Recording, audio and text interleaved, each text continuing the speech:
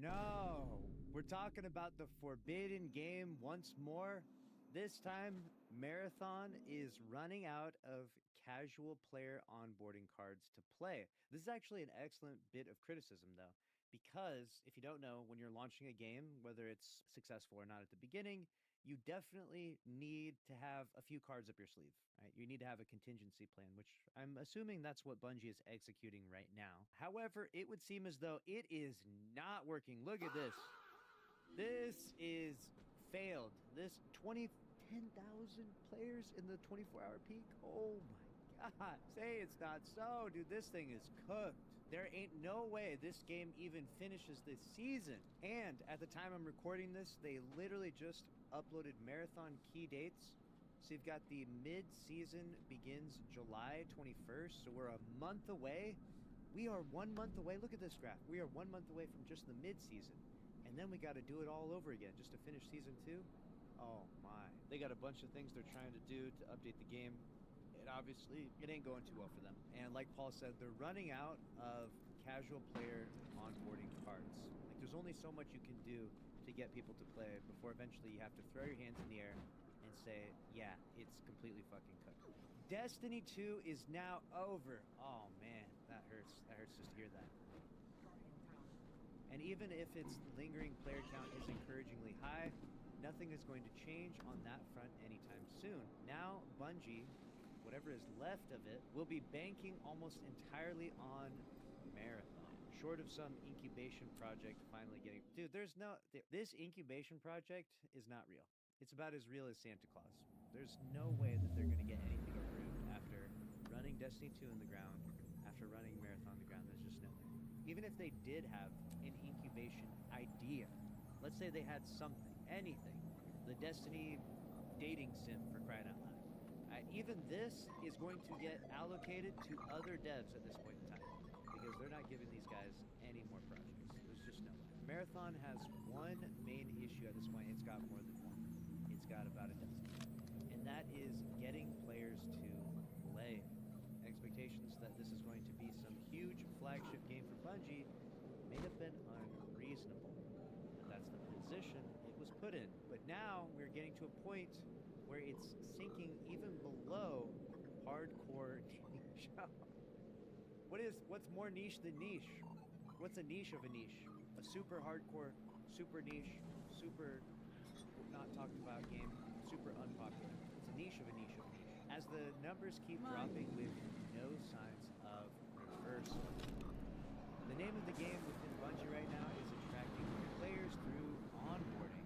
That's a great idea, though the problem here is that Bungie has done almost everything possible to do that with the Season 2 launch of Marathon, and it still hasn't worked. Among the changes, they did a new Cradle skill point system that allows you to junk gear in exchange for early, easy to grab upgrades that are no longer hidden behind lengthy vendor grinding, including valuable quality of life stats like heat reduction, overall improved acceleration of seasonal/vendor XP for faster movement through the season, offsetting at least some of the backtracking from a full seasonal reset, what is effectively a permanent sponsored kit mode across a few different maps that allows players to go in with a free kit, risking nothing in mode. Season 1 has a PvP version, and Season 2 version is, and it obviously hasn't landed really well for them. Some of these changes, I mean, here's the thing, it's like putting a band-aid on a bullet, right? It's like, honestly, it's like the expression polishing a turd. You can polish it as much as you want, but it's still a turd at the end of the day. It could be the most beautiful, most shiny, great sparkling traveler! turd of all What the fortune our destinies almost should cross accidentally paths leave on that such a day. marsh.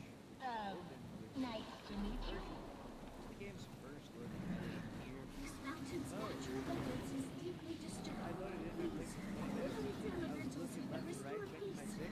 You must hurry. Rooks in there, but it was just gigantic. You're going to lay it on me. This is proper vocabulary. Hold on. We should deal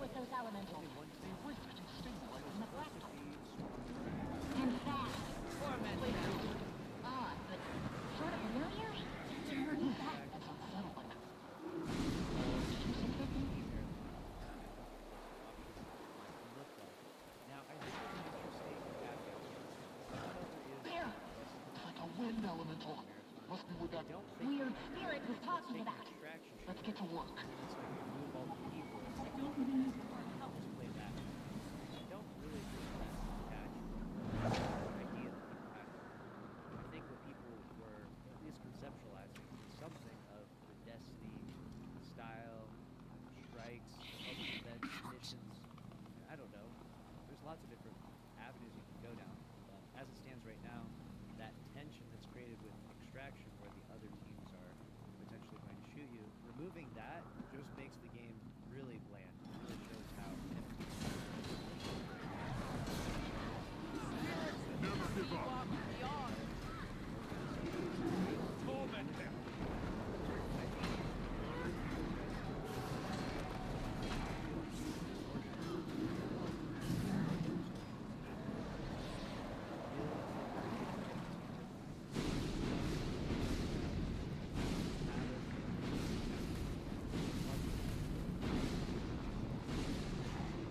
Kind of adds to that.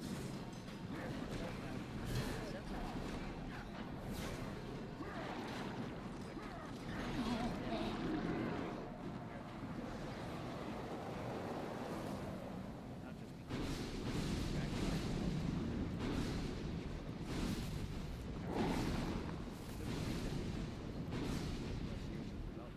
because there was a free 10-day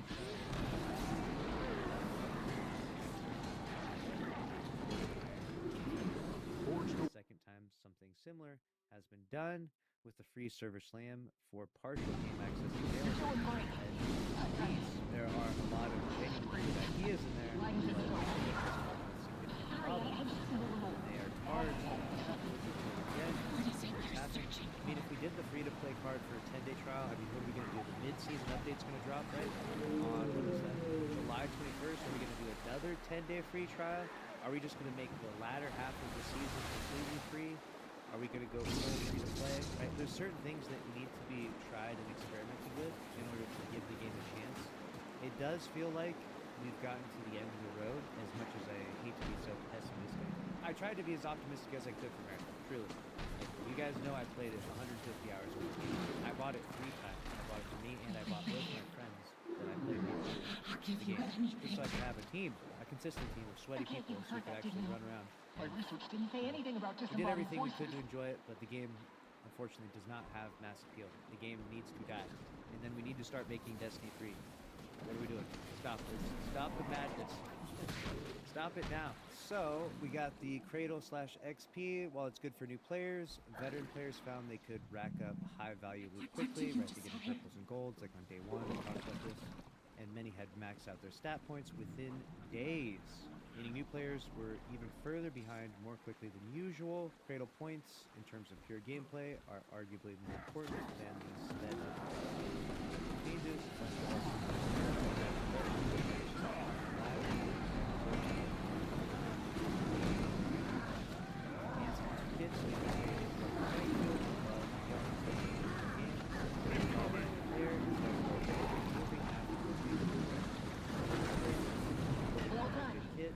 We should keep moving.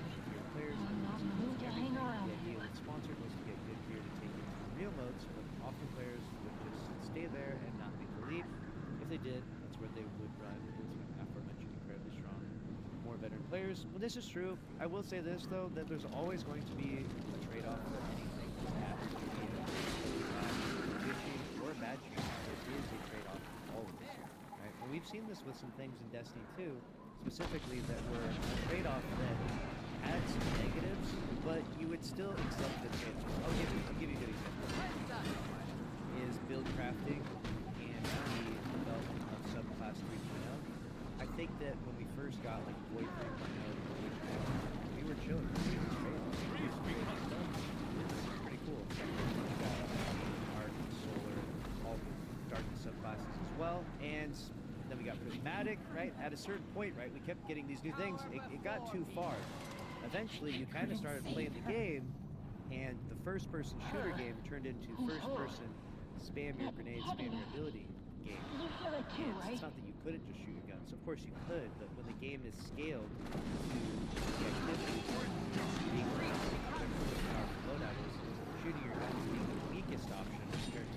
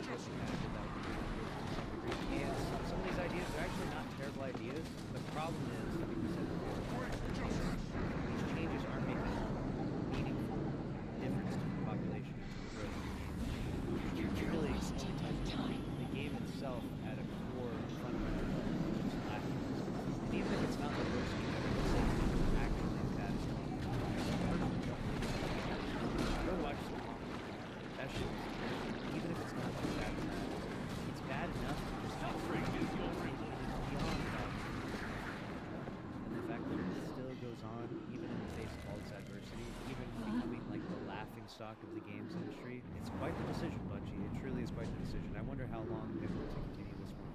I wonder how long they're going to let these charades play out before eventually they throw in the towel. The free trial on the second attempt, this one more elaborate than the server slam, it simply has not moved the needle. I can't just There go was up there no with her retention, like it this. converted sales. Maybe if they The go problem from here first.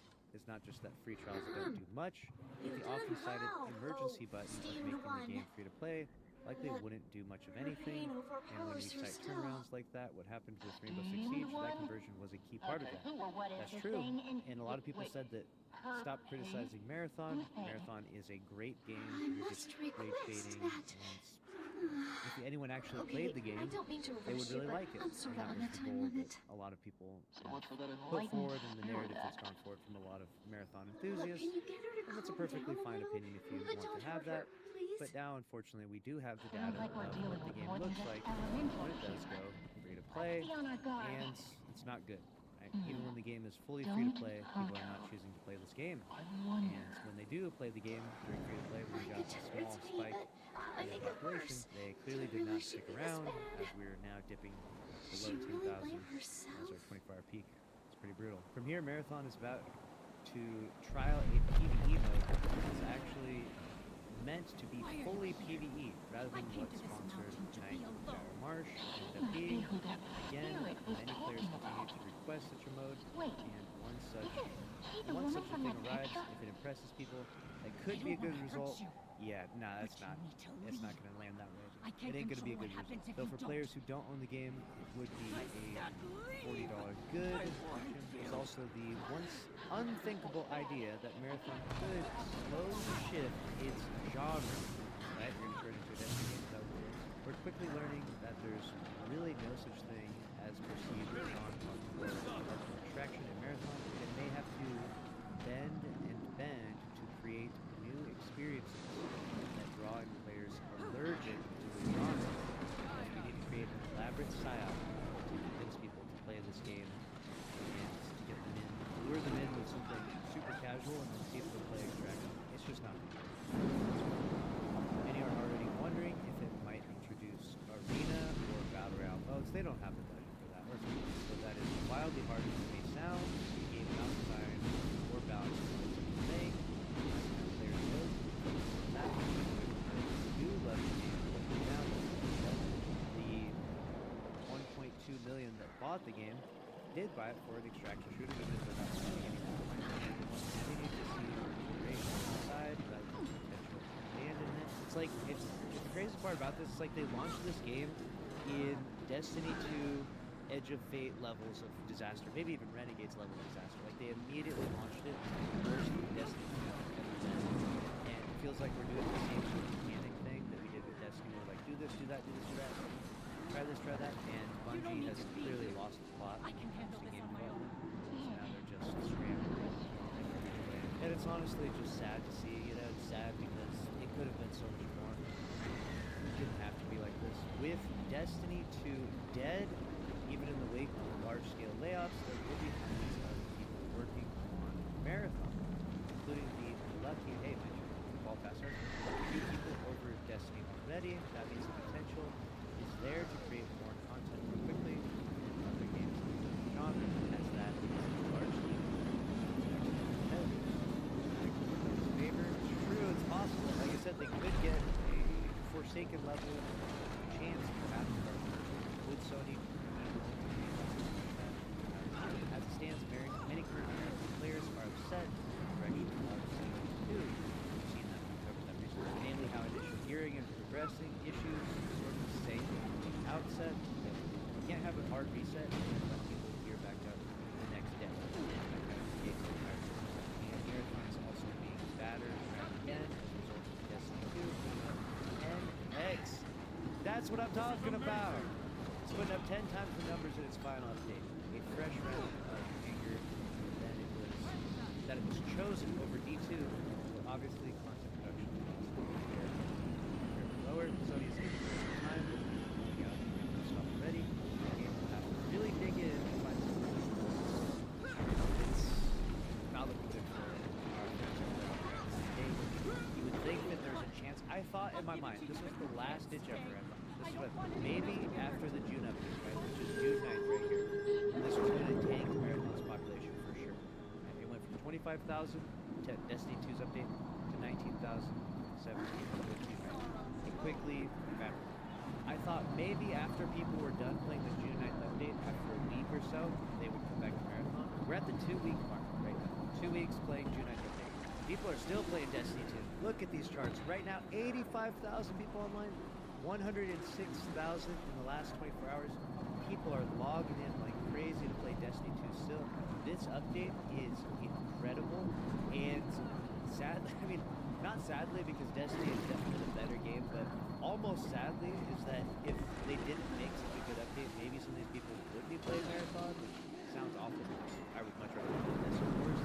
But Destiny 2 having such an incredible update definitely overshadows the pile of dog shit that is Marathon right now, especially, and I just don't see it coming back. The only idea that could maybe possibly be floating around for Bungie and Sony right now is that once these players get tired of it, right, once these 85,000 people, 100,000 every day, once they get tired of Destiny 2, a week from now, 2 weeks from now, a month from now, maybe they will begin to drift over into Marathon.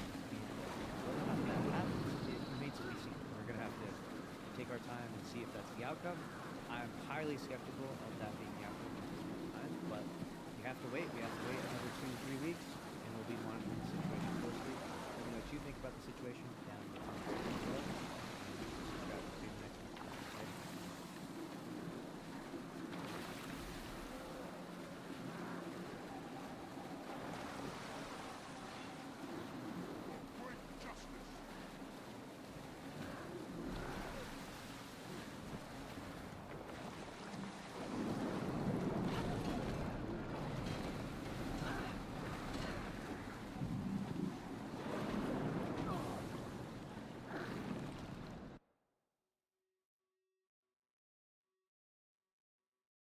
Caught on camera. Investigators say the same alleged thieves came back day after day after day at a Home Depot, in this case making off with $18,000 in power tools. So as New York City wrestles with increasing crime and rioting, there's even more illegal activity happening behind the scenes. Because while distracted law enforcement has its hands full, career criminals, some of whom are here illegally, won't let this crisis go to waste and are clearing out superstores and shopping centers without anyone trying to stop them. Heist after heist carried out hundreds of times in chain hardware superstores across the Northeast. A 13-member crew charged with stealing merchandise worth an estimated $2.2 million, sold on the black market. 8 men have been indicted on charges of conspiracy and grand larceny for 6 heists of beef, lamb, cheese, copper, including the accused mastermind, who is also wanted by immigration and back in his own country of Uzbekistan. We believe at least some of the food was meant for grocery stores, like a Costco, for example. And when food orders go missing and shelves are empty, prices go up. This man was seen on store security video tossing CO detectors by the dozens into a garbage container without paying a penny. Rolled it out of the store. Sometimes doing the same Home Depot 4 times in one day. This is the largest bust of a retail theft ring in the history of Queens.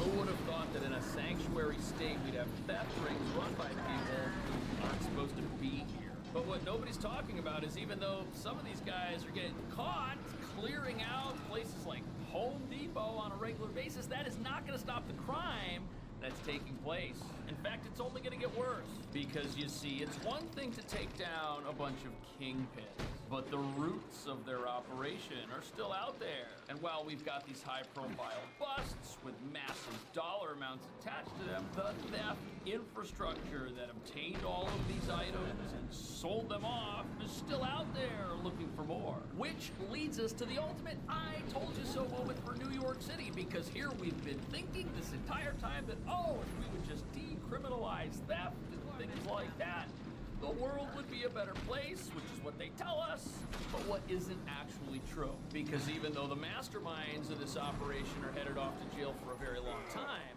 everyone doing the actual stealing from places like Home Depot, Target, you name it, those folks are still out there. And places for them to offload their goods are still out there because, well, stealing is still a crime and will result in a consequence eventually once the dollar amount gets high enough. You can sell whatever you want on the nearest street corner, which means anybody can throw down a blanket on a sidewalk and undercut Home Depot with their own products for 70% off. And that brings us to the real reason New York still has a massive shoplifting problem.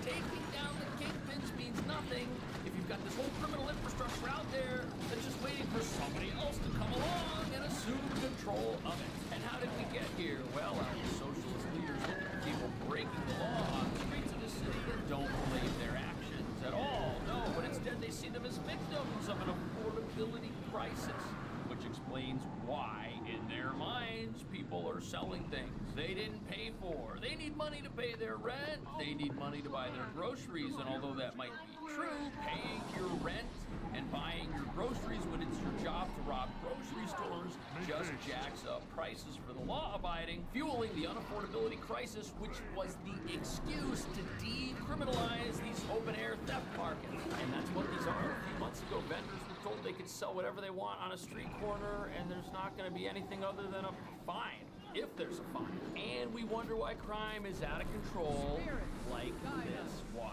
Suffolk County District Attorney says brazen thefts were caught on camera. Investigators say the same alleged thieves came back day after day after day at a Home Depot, in this case making off with $18,000 in power tools. So we got a group of people stealing from Home Depot constantly. Tools, drills, you name it. And where does that stuff end up? Well, it can end up on the internet or on the nearest street corner. And we've got proof that it is. But $18,000, that's nothing compared to what criminals did just a few months ago. Watch. Rolls of electrical wiring worth $150 each.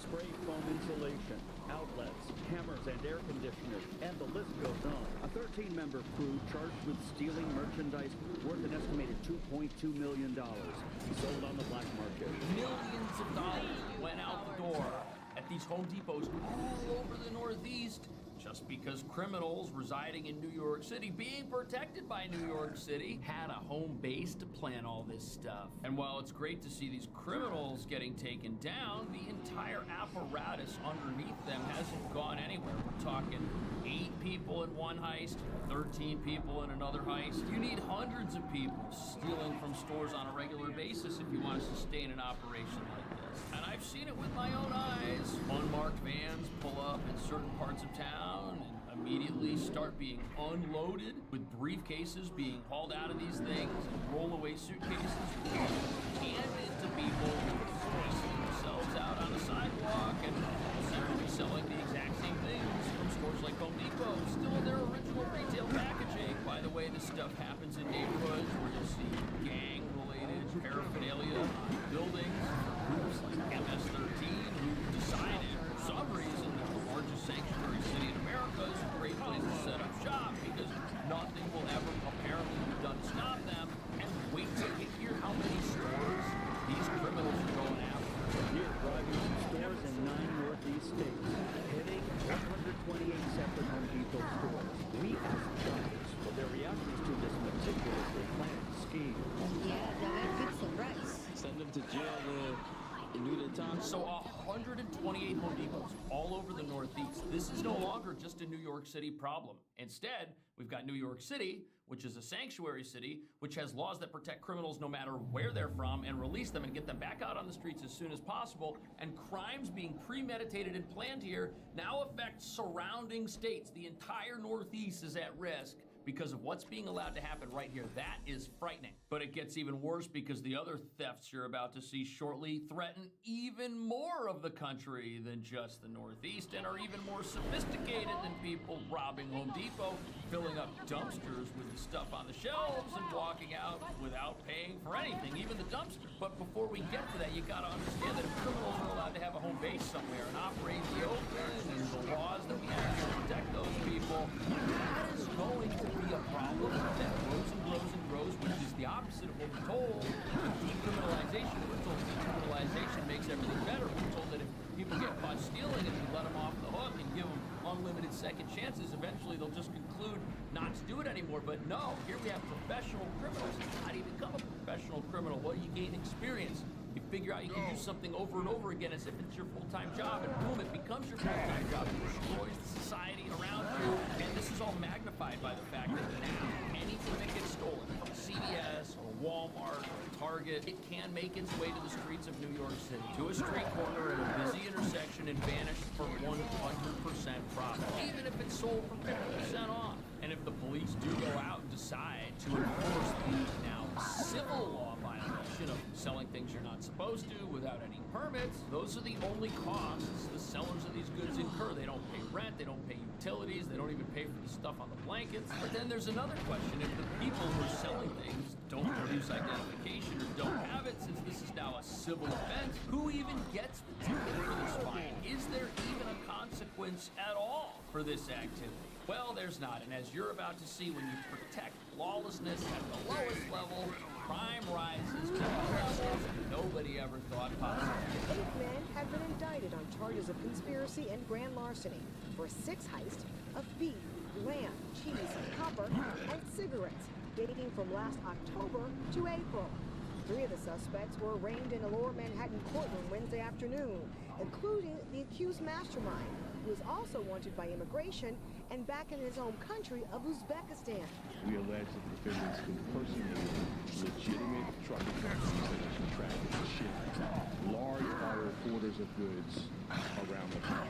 Instead of delivering the goods, we allege they stole them. Okay, so here we've got a multi-million-dollar theft ring that didn't even bother going into the store to rob the store. No, instead, they went to where the products that wind up on the store's shelves, like at a Costco, end up coming from. They went to the distributors, and they robbed the distributors. That way they don't have to compete with all of the criminals that are robbing the stores. No, they're ahead of the game here, and they're taking truckloads of merchandise. Think about that, truckloads. And just diverting them to their theft warehouses somewhere, and then that stuff is getting resold somewhere. And they did this by impersonating the very trucking companies that were expected to pick up these goods and ship them out, something they were able to do by using hackers to get into the shipping databases, figuring out which carrier is supposed to show up, masquerading as that carrier, showing all the fake paperwork, and boom, the truck gets loaded up, but it's actually the criminals who are taking everything away. And where do you think the headquarters of this operation were? Put your seatbelt on,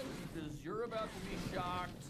Not really. In this case, we allege the defendants interrupted this process by maintaining relationships with sophisticated hacking groups who use phishing scams to impersonate legitimate trucking businesses, and then bids were placed in the names of those businesses.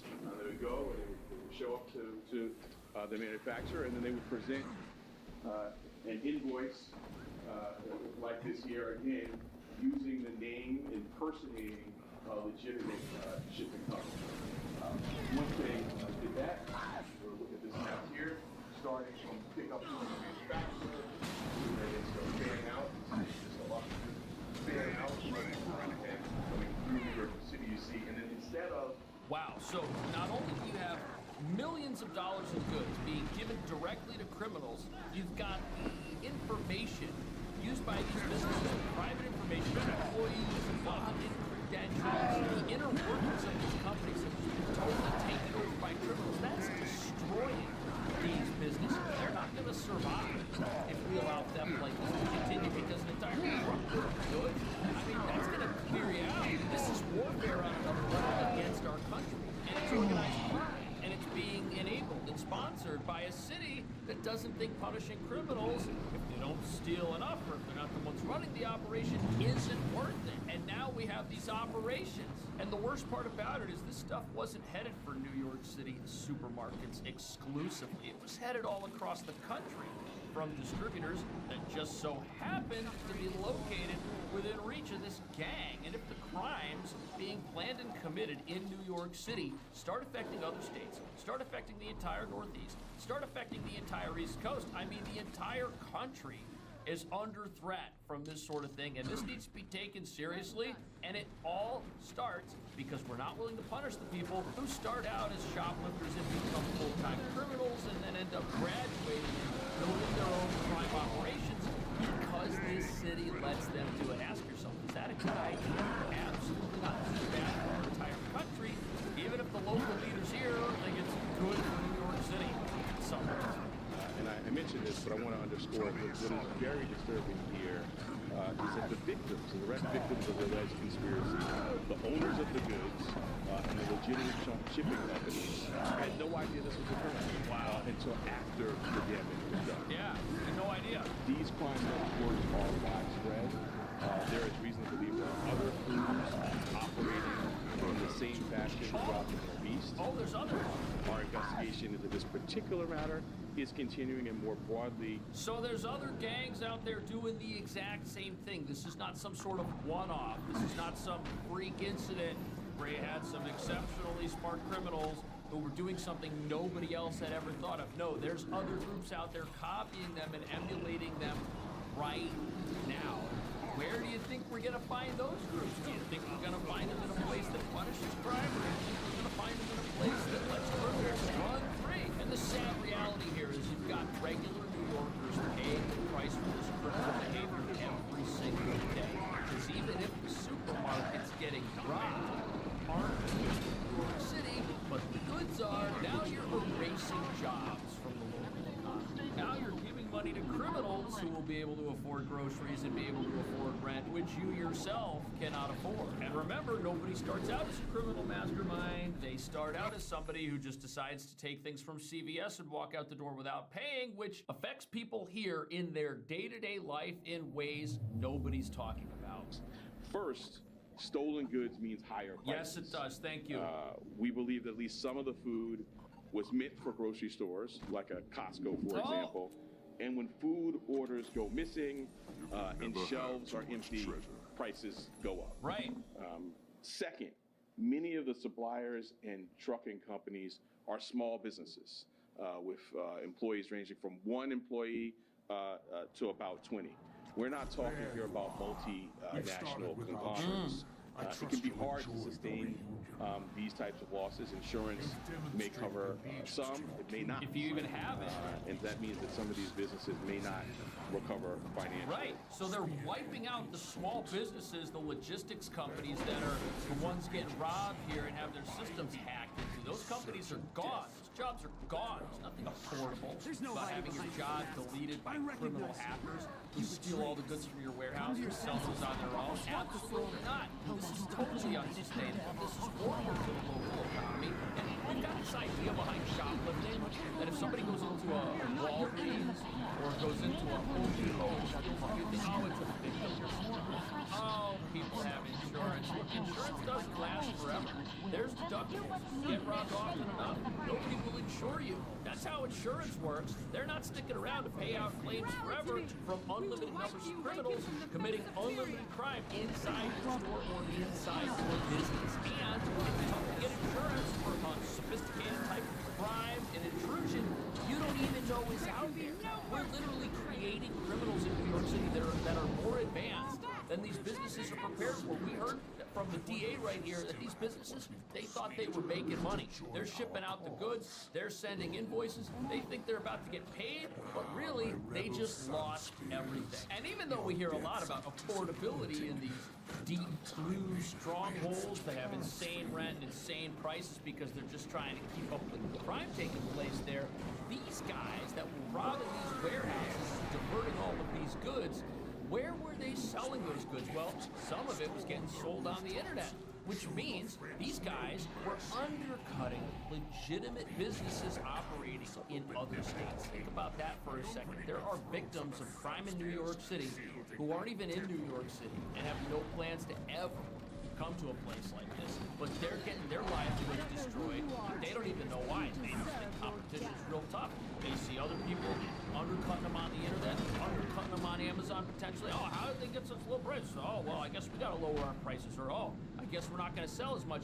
This is plundering the legitimate economy of our country in ways that nobody wants to investigate. Because once you start investigating it, it becomes pretty obvious that the only solution to shoplifting is to build jails and fill them up. What do you think about that? I'll see you in the next video.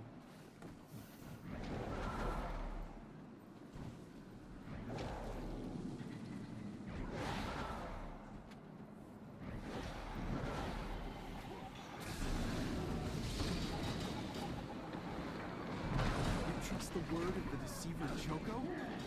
Fools. Dead fools.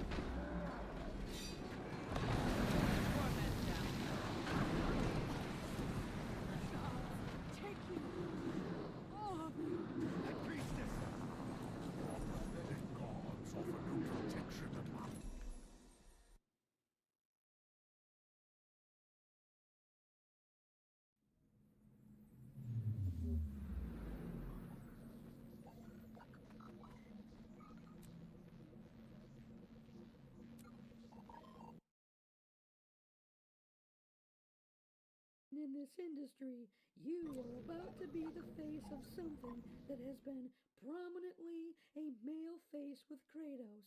But how does it feel knowing that girls and women are going to play this underground game because of facility. you? Not because it's got a Reading goal. myriad signals. Delusion of And who is that with you? A Norm boy and a female shark? Not dead after What is all. up, Space? Got it. Okay, don't follow too close.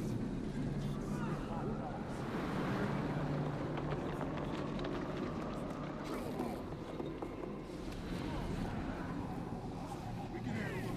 Spread out.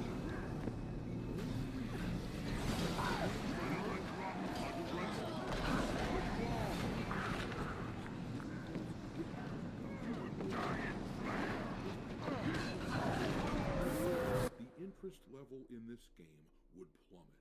You're nothing. I've always been nothing, and you always be nothing. Hell, even David Jaffe, the creator of the franchise himself, said just the same thing a few weeks back when God of War 1 was first revealed. Here is what he had to say. It's dead. It's an app. That game is not going to do well for what they expect it to do. Here's my point. If you got rid of God of War, like look at what the internet was asking for. A lot of people were saying, oh, well, maybe you should get to go into other pantheons. Okay, so that you get to see Chinese mythology, Egyptian, whatever. Right?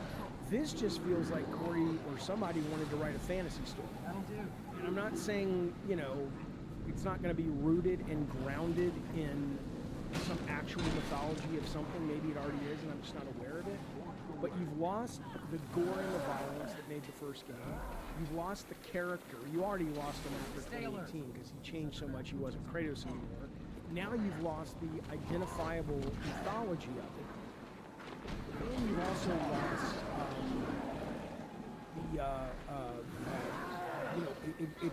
you've lost me with the cube. It's in the little Disney character at the beginning. It just seems like just a fantasy. Like if they would have taken God of War, the title, and you didn't know the God of War story, and there wasn't Kratos, it was just a story about this goddess who dies, you would not be talking about this game. Bingo. Well, that has not stopped the insufferable game journalist class from acting like the only reason anybody cares to even discuss God of War 1 as if they aren't doing what these progressive shitheads always do, and they're just piggybacking off the success of someone else in order to insert stuff that people are much less interested in.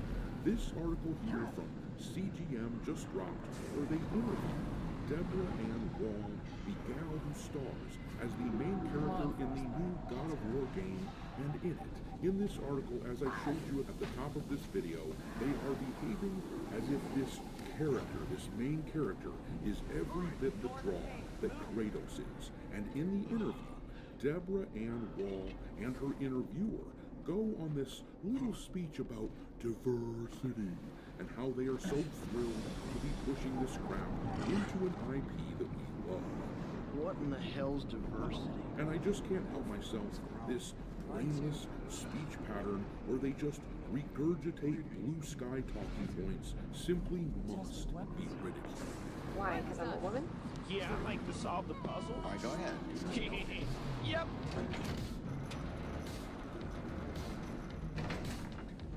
Back off! I'm working! New test subject have arrived. Hey, you'll pay for this.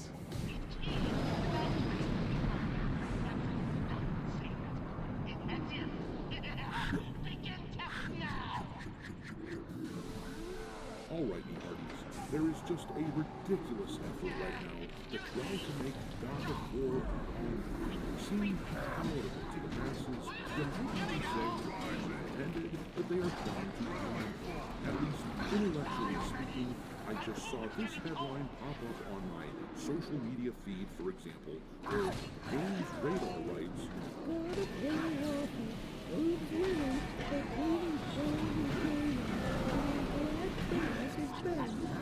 first of all, these idiots act as though have never had starring roles in games before, but obviously that is completely ridiculous.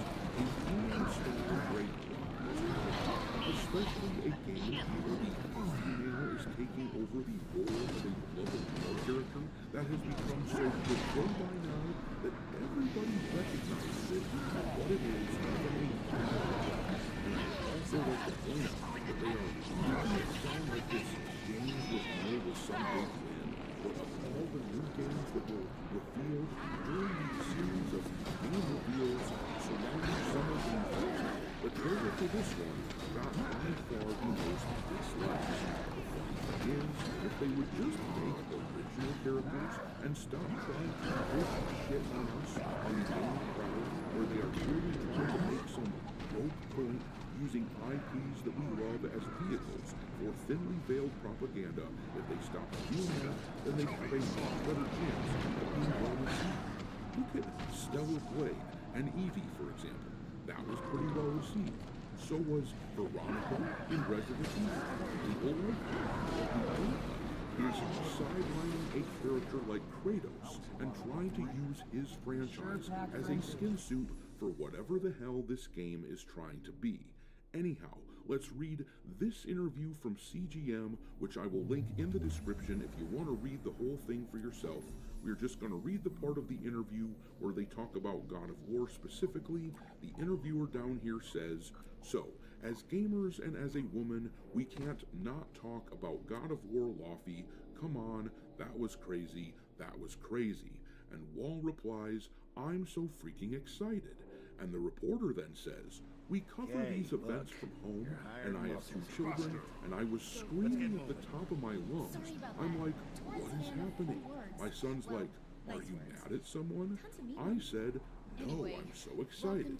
And I have to butt in and say, this really reveals an awful lot about this journalist, doesn't it? Imagine being so ideologically possessed that seeing an ancillary character replace a beloved character as the main character. Imagine that getting you to the point that you are jumping up and down and screaming and stuff like that. Considering that this character was such a relatively minor part of the story previously, there is really only one reason to get excited by something like this, and that is because for these people, the game itself does not matter. It's just seeing a woman in the world because they think this pushes them closer to their utopia, that they totally are too retarded to actually build. But in order to further illustrate my point that we are talking about what is essentially an activist tourist, we are going to skip now down to this part of the interview where it says, "As a woman in this industry, you are about to be the face of something that has been prominently a male face with Kratos, but how does it feel knowing that girls and women are going to play this game because of you, not because it's God of War? Many will play it because it's God of War 2, but some are going to play it because of you. How does that feel?" And I've just got to point out, once again, the good point that David Jaffe made. If this was a story that did not have God of War in its title, nobody would be talking about it. These people are brutes. But Wall replied, "I mean, extraordinary. You know, again, I'm a big believer that the more voices that we have in anything, this is my thing with D&D, right? We need as much diversity as possible within these stories so that we can tell even more stories. This is now just about enjoying each other's perspectives and widening our experiences. If I get to, in some small part, do that for women within gaming, I'm very excited about it. And for the love of all things holy, it just does not matter how many games are made with female characters as stars in it. We have Ellie in The Last of Us, Joanna Dark in Perfect Dark, Eve in Stellar Blade, Eevee in Stellar Blade BloodRayne, Harley Quinn in Suicide Squad. The list goes on like another dwarven and on. trap. No matter how Go and much step we in that see it other room. happening, though, apparently it's never happened before. These people act like they are pioneers in everything that they ever do, no matter how many times it's been done before, because they have one arrow in their quiver. And it's the, "Oh, look at me. I'm just a poor woman. Please feel sorry for me." While also doing the, "Girl, I'm a strong wimp, so you have to respect me. Bullshit. Anyhow, then Wall continues saying, but again, I talked about it up on stage. I think we find universality through specificity, and there is nothing about this experience that Faye is having that anyone else of any gender could not relate to, right? And then I have to ask, why is it so important then that you have diversity? Why couldn't we just make another Kratos game? If we are all just humans and we all can just understand each other perfectly, then why is it so important that we have these so-called diverse voices? Funny, we can all perfectly understand each other only after we have replaced a character like Kratos. Well, I can't stand these people and their hypocrisy, and I sincerely believe we will see a massive drop-off in interest for this game relative to previous God of War games, and they absolutely deserve it. Anyhow, make sure to hit the like button on this video and subscribe to the channel if you haven't done it already, and if you are already subscribed, make sure that you're still subscribed to the channel. Lots of people tell me all the time that they have been unwillingly unsubscribed, and also don't forget to follow me over on X, where my handle is Dr. Disaster 1. But I'm gonna leave it there. Drop your contempt for these feminist troglodytes trying to usurp beloved male characters into the comment section below, and we will talk there. Thanks for watching, buddies. If you haven't already, your admiral is inviting you to subscribe to the channel and become a part of the crew. Life as a space pirate may not be glamorous, but there's always plenty of happiness.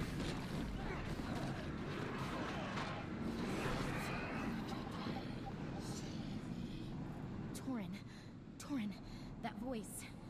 See you. America is the greatest. There it is. Come on, Torin, wait! Foreigners have been lied to. The media has lied to them. They think that the blue-haired, liberal, feminist, weirdo people are the ones running the country and making it just nosedive into a pit of crap. That's not the case. America's awesome. America's awesome. And it's really cool to see the foreigners coming over here for the World Cup and realize how awesome it is. I've got a bunch of clips I found on TikTok. Excuse me. I cannot speak English, but I'm excited!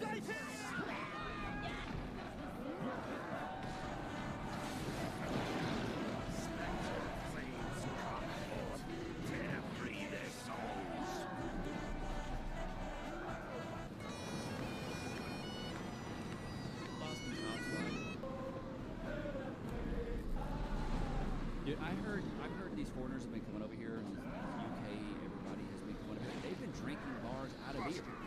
Drinking bars out of beer. Think about America. America, US, everything. I really should come because it's the first time I visit USA. You have to fight it. Don't let it kill you. People are so friendly. Really comes to you.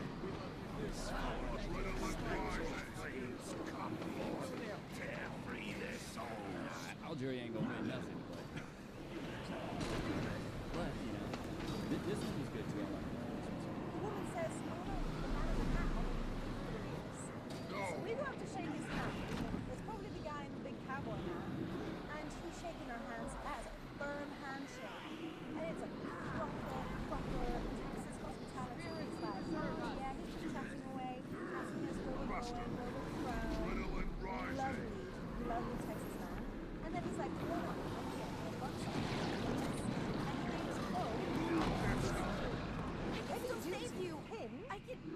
So these are actually, you can't, Kate. Challenge. There's only one way to save me now. Light of Deldrum order. Military, law enforcement, and the like. But I don't have it. Before eventually becoming a common among those various groups. It's given out to something important. Clearly, the gentleman wanted you to have something to commemorate your visit's significance. So these are a big deal. I'm a real little police department, and it's really heavy duty. And he's like, "This is for you guys." And then everyone's chatting away, and we're shaking everyone's hands. And then that's something in Texas that I don't know if they do in a lot of countries, but if you're like leaving a place You shake people's hand. Hey, man, it's good to see you. Shake their hand and leave. Shaking hands is just a thing here. It's just a thing. That looks valuable. There are 3 stereotypes about Americans that I've found simply not to be true. Number 1, everyone's overweight. A lot of Americans look after themselves, and not all of them. I mean, 60% of Americans are overweight and 40% of them are obese. It also depends on if you live in the city versus a smaller town. In my area, you walk around, you see a lot of Big Macs. Big Mac. Are a lot of fat people, but the food's good. You can never have too much treasure. Is when someone is overweight, they can be severely overweight. That's where the problem lies. Yeah. The second stereotype is that some states just have nicer people compared to others. I don't necessarily agree with that. I've been to a lot of states in the US, and I can definitely say there's nice people everywhere. This is the only proper 9 times out of 10, if you treat someone with respect, you'll get respect back. Facts. The third stereotype is Americans don't Nothing know to their see here. geography. Move along. No, we don't. Unfortunately, We don't. We really don't. I will agree. This dude's going viral, and I've been loving this guy, this Japanese guy. First bite, man. Bob came all the way from Japan. It's his first time trying Texas barbecue. I'm excited. Let's do it. Oh my god. How big is that? Hey, first bite. First bite, man. That's your first ever bite of Texas barbecue. What do you think? That's insane. And I think this is at Terry Black's, which, by the way, you've never been to Terry Black's. Pretty solid. Amazing. Like not hard. The texture tender. Umami delicious. Fry macaroni. Oh, go. Punch it. Go. Potato salad. Go. Beans next. Go. Refreshing. Oh, good beans. I got the good beans. So big. Can't go wrong with that, bro. Can't go wrong with that.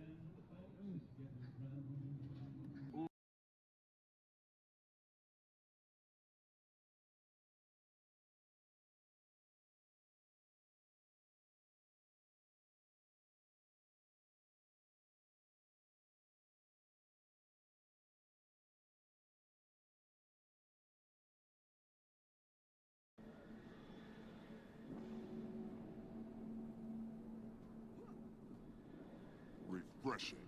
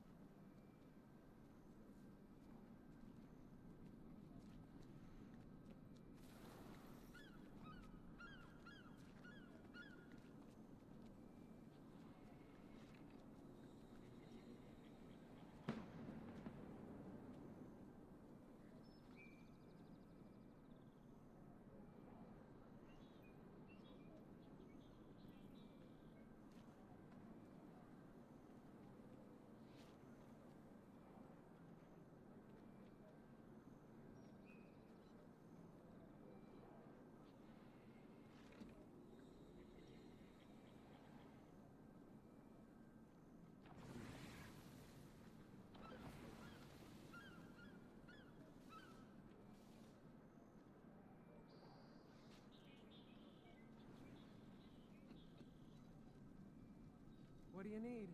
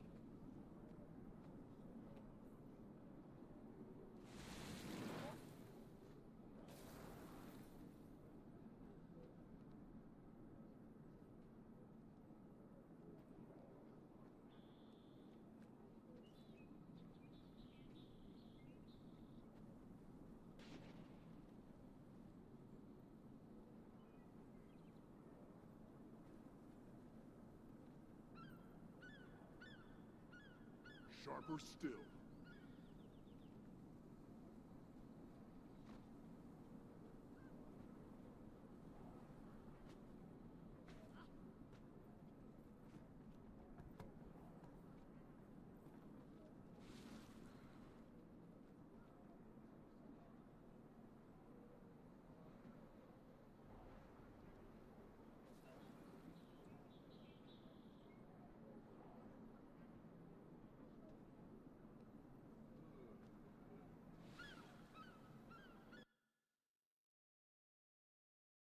Oh my, amazing. He wasn't lying about the meat being tender. This, so good. Yeah, bro, you ain't had tender meat until you came over to my crib. No, I'm just kidding. You ain't had tender meat until you went to a good barbecue spot. Ryan Garcia, a pleasure to see you in concert under better circumstances. Have we Just trying like a, what is that, mozzarella stick something? But you might remember the assignment. Fried pickle spears. Can't beat that with a stick. Seeing so many of those weeks. It made me realize Fried how pickle spears is important it good. is to embrace them. To celebrate who we are. Well, and dude, apparently people are freaking out over ranch. People are like, what is ranch dressing? And they're like, oh my God, I had to buy all this ranch. Like, I've been seeing people hoarding ranch, which is wild. I mean, ranch is good. I like ranch. But seeing people like buy a bunch of ranch is crazy to me. Hi, I love this beer in this country, by the way. It's really good. Shiner's good, man. Country, all right. Hospitality's been amazing as well. Really? Have you had any Texas barbecue yet? I had Texas barbecue yesterday. I had a lovely bit of brisket. Tell me about it. What was your experience? Is it what you expected? I went fatty. Did you go fatty or Yeah, lean? oh, yeah. I went fatty. I went to slow bone, picked it up, put the sauce on it, dropped it in the mouth, melted in my mouth. It was absolutely beautiful. It's the best beef I've had in my life. Really? We love to. I love it because there's so many things on the media. If you just watch the media and how even Americans and the government talk about us, it's you would think it's a terrible place. You would think that people are rude, everyone's overweight, everybody's mean, the world is in shambles. But this country is amazing, dude. It's absolutely amazing. Where's that accent from? I'm from London. Come all the way from London for one of these famous sandwiches. Ah, that's unbelievable. What are we going to make you today? Can I get a chicken parm with vodka sauce? I'll make it beautiful for you. And I don't know about you guys. This is kind of random. Anytime I have met somebody who was a foreigner, whether it's somebody from Australia, the UK, Scottish, Nigeria, anybody from just any country, anytime I've met them, I've always been like, dude, welcome to Texas, man. Welcome to our country. We love having you here. You got to try this. You got to do this. There's some sense of pride when you come to America that we want to show off how awesome it is because we know how awesome it is. Put in one in the chat if you agree. You know how awesome it is when you ask a liberal, do you hate America? And they say yes. And they go, all right, we'll give you a one-way ticket to any other country. Where would you go? And they wouldn't leave. That's how awesome this country is. You can hate it openly, but still not want to leave. Sorry, that just thought came across my head. I'm ready. Who's the beautiful young lady? It's my fiance, Kelsey. Kelsey, don't be afraid. Kelsey, get over here. How are you? I'm good. What are we making you for lunch? An egg parm. Eggplant parm? Yeah. Here's my boy. Come around the counter. He's with his beautiful fiance. Hi, sweetie. You gonna give him to me for a couple minutes? Okay, I just want the guy to take a picture of these shoes, man. This guy came in the deli. Deli guy's wearing his kickers. He's wearing a slap. You know, give me one of these. Nice loafers on. Dress correct for the deli. You know that song? Huh? No? Right? We're gonna take this bad boy. We're gonna cut it. Daniel. Oh, Danny boy. Behind a counter. The pipes. The pipes. Look at that. Not bad, huh, my friend? Beautiful. Beautiful. What we have? Give me the card. You're engaged, and you don't deserve to pay, man. It's me to. That's why I say to America, greatest country ever. There's some more Brits trying Texas barbecue for the first time. This video's funny. Whoa. I know you're from where you're from. We're foreign. Well, we don't know what we're doing. Stop with the knives. No, you don't need a knife? No, you pull it apart with your hand. And listen, hold up. and you take your fingers Okay. and you lift that up and you eat it. Okay. Not with a fork. Okay. Okay. Absolutely. Okay. Absolutely. Okay. Sorry. Enjoy I got in holding trouble. your food and eat it like that. I It's do. okay I here to love do it. eating with hands. Okay. All right. Thank you so much. Yes. Okay. Okay. No. I'm sorry I let it get that far. No. I'm not- No. That's fine, I'm that's mistake. fine. Yeah. I gotta look up what are some popular dishes. What are popular dishes in the UK? I just want to know, like, what are you guys over there eating? What are we eating over there? So this is a full full English breakfast right here.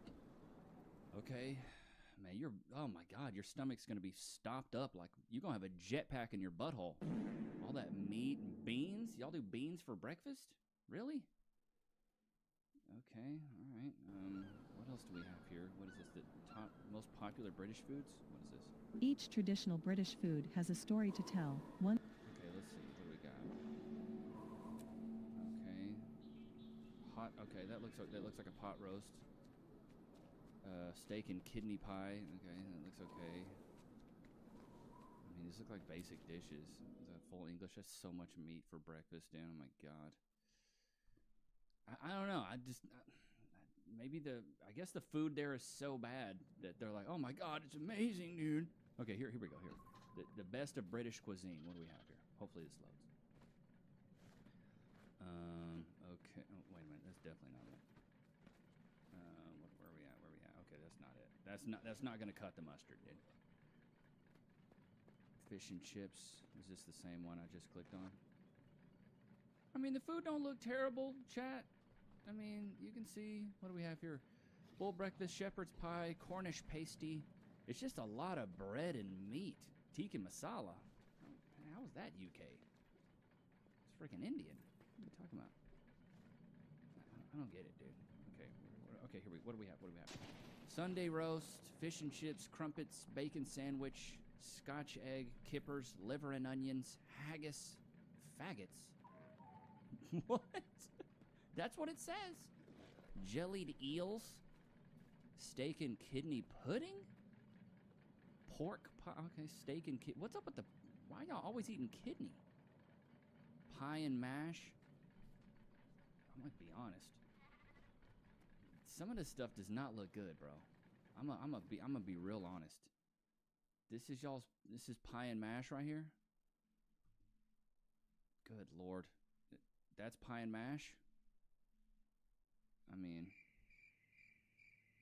it looks really gross, I'll be honest. No wonder they're freaking out over here, dude. No wonder. Welcome to the Waffle House. Oh, y'all sound rich. Where y'all from? London? Y'all come all the way from Europe to eat here? Lord, this is where we come after the bar close, huh? So, I guess you don't choose the Waffle House. Sometimes the Waffle House choose you, right? Just sitting where y'all want, hun. What can I start y'all off with to drink? I don't understand what you're saying. Hey, like drink? You know? Bloody hell. Yeah, right. You said you want what? Water. Walter? Is that your husband or something? Hon, I know you speaking English. It just ain't landed yet. Say it one more time. Walter? Walter? Let me go get the cook, hon. And for you, hot tea? Lord, I wouldn't even know what that is, hon. Only hot tea I serve is the town gossip. Y'all still undecided on food? Well, what y'all normally eat? Beans on toast? Lord, it ain't no wonder y'all stay mad. Y'all got gas, huh? That sounds like some mess I eat when my food stamps run out. You want to try the biscuits and gravy? Lord, you at the wrong place, son. You ought to go find somebody's little meemaw somewhere. Right, try the hash browns instead. Smothered, covered, and capped. If y'all don't let the cook yell and scare you, that just means your hash browns is almost done. Y'all see them good-looking British men in there?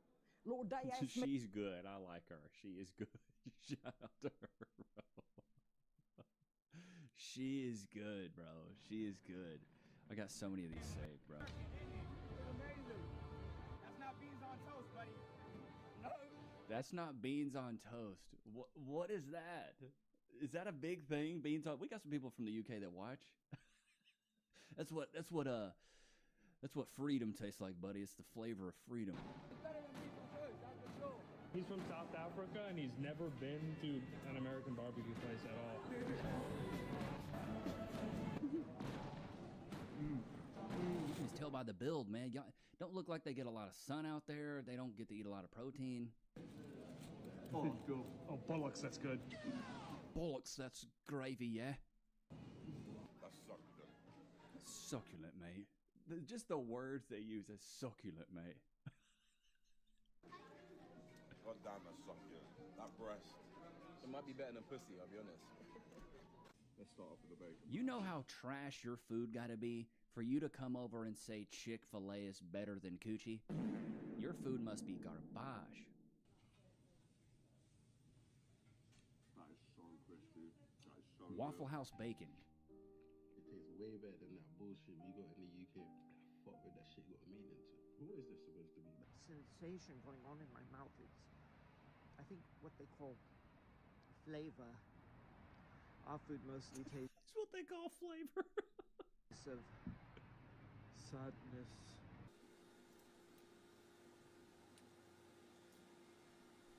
Well, you know why it's so good here is because it's all so unhealthy. When you cook food that's just ridiculously unhealthy, it's very tasty, bro. I feel like I've been lied to my entire life about America.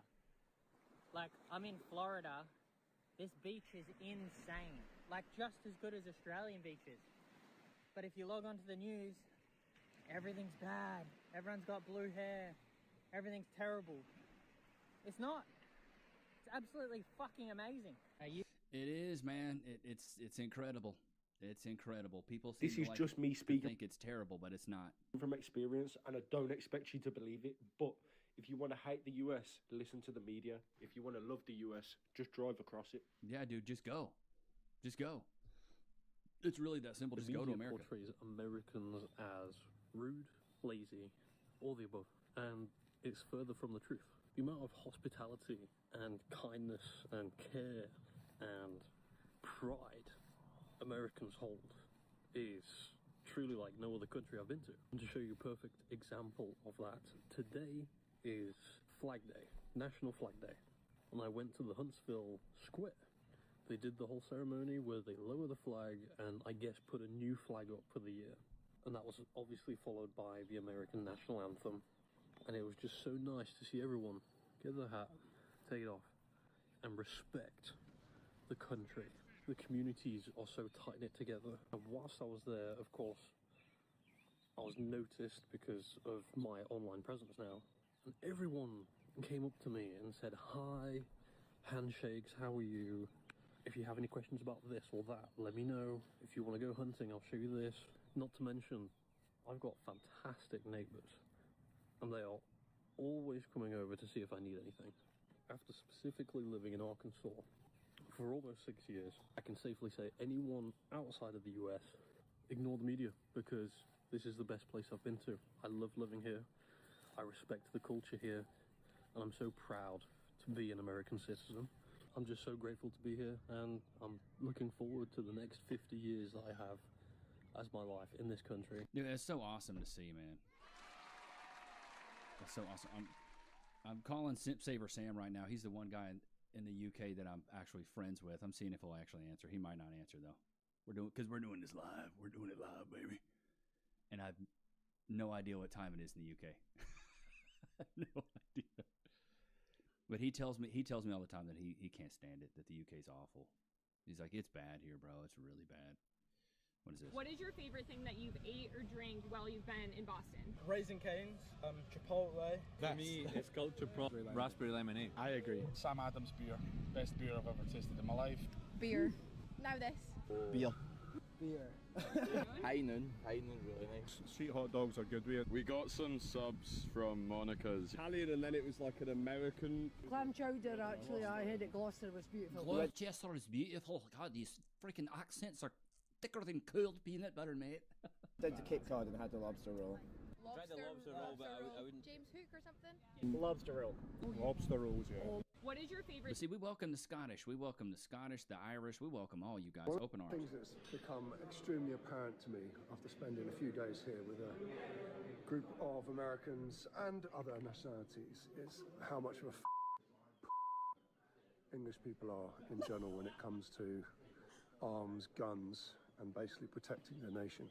We've been totally pacified in the UK, and through removal of our arms, our right to bear arms, it's caused a big problem for us. And now our government... Well, dude, you walk around Texas, and I have my LTC license. I'm a license to carry, so I can conceal or open carry. I don't most of the time. I'll be honest, I don't carry a gun on me. I don't like having a gun on me. I mean, I can. I'm not a huge, like, gun guy. I got it for my family. So if we're going to a spot that I've never been or something like that, I'll carry it. But in Texas, bro, you walk around, people got them. They strapped on them. You go into the mall, open carry, just blood out right there. You go into the local Whataburger, blood out right there. They don't care.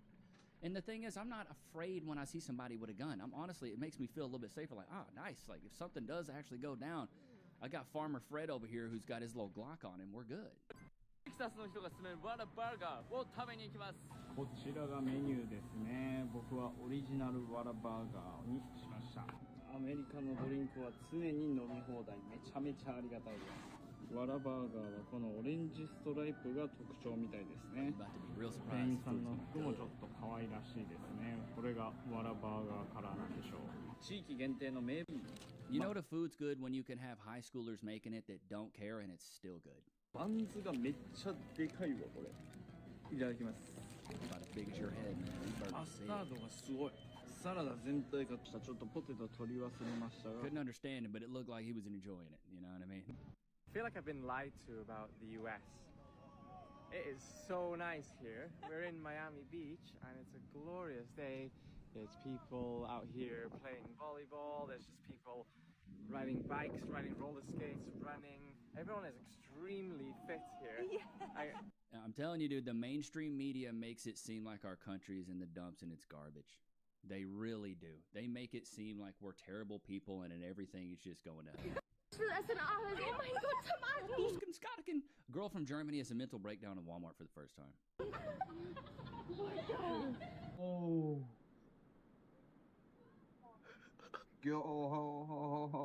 So you like Flexing it on IG that you can get those. shopping in America a lot better, honey. We've already got 3 items.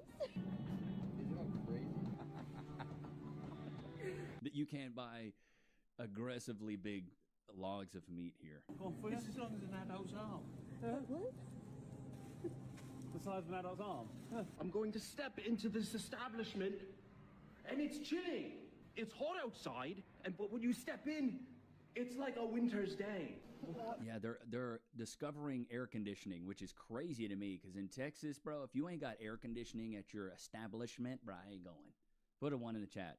If I go into a place and it's hot, it smells like somebody just dropped a hot Carl in there, and it's warm, I'm not eating at your joint, bro. What the hell is this? This is crazy. This first time? Yeah. Look, they have Big Red. What's Big Red? Are there Big Blue as well? We don't know. Warnock. Wow. Look at those. You don't really understand the sense of pride that Americans have until you come here. People think on the media that we all hate our country and that it's terrible. People got a lot of pride, man. Yeah, just give it. And the thing is, I can tell by that brisket, that does not look like really good brisket. It looks a little rigid. That's what I'm saying, man. Why y'all feeding that girl leather and calling it Texas barbecue? That does not look like good barbecue. But this is how good it's going to be for her, though, because you should not have to bite brisket that hard. Anybody that knows brisket, she should not have had to bite that brisket that hard. Let's go back. Just wait. No, that's not good brisket. That brisket is petrified. That brisket right there has been cremated. You know, say a prayer for that brisket, because that brisket is not cutting the mustard right there, brother. Not cutting the mustard at all. Good brisket melts. It just falls off the freaking bone, dude. But a lot of you guys have been asking for this video, so I had to do it. And honestly, it's a good change of pace. There's some of these videos that are driving me absolutely nuts, bro. Air conditioning is a privilege. Here we go. Okay, so we've been in America for like, what, 2 weeks now, and we've noticed I'm bloody sick of it, by the way. We've noticed that you guys think it's actually hot out here. It's not. It's not. You literally have AC. You literally have AC. We don't do AC. You go into Birmingham, you go into London, you won't find AC in these houses, you know. We don't do that out there. And so we would be outside and then we go inside and it's still hot, but you guys can go inside and it's cool off. And we only know that because we've been in an Airbnb and it's actually freezing in here. Literally. So Bro, I'm gonna keep it a thou out, dude. If the AC ain't on and a fan ain't going, I can't sleep. I don't know. Maybe that's why people stink in the UK. I don't even know if they really do stink, but if it's hot in a room, I can't sleep. I got the AC on right now. I'll keep it 70. 69 if I can. I keep it 70. I can't do it hot. You know, you're talking about your balls all sweaty. You're trying to sleep, dude. Trying to go to bed. Pull the covers over you and it's just hot. Nah, bro, I gotta have a fan on. Gotta have a fan on, brother. British sister-in-law tries Southern barbecue for the first time. Muffin. Yeah, it's like a muffin. No, that's actually really good. Whoa, whoa, whoa, whoa, whoa, whoa, whoa, whoa, whoa. It's like a muffin, yeah. Can you see? I like that. It's like smoky, spicy sausage. What's this? Rib. Beef rib. And that's pretty good as well. Now we got barbecue on it. This is dope, man. This is so good. We had that yet? Wow. It's all insane. No. You are gonna bring all your pants. Guys, I'm here. Terry Black's barbecue. Terry Black's is really good, though. You guys, It's an Austin. this is the queue. Mind you, it is 11 a.m., so I'm very confused. It looks good. It turns out there's a queue inside as well. I am so excited. So, this is so American. So these are the sides. I got Mexican rice and coleslaw, but I'm thinking about getting the peach cobbler. Okay. Yeah. It's so like.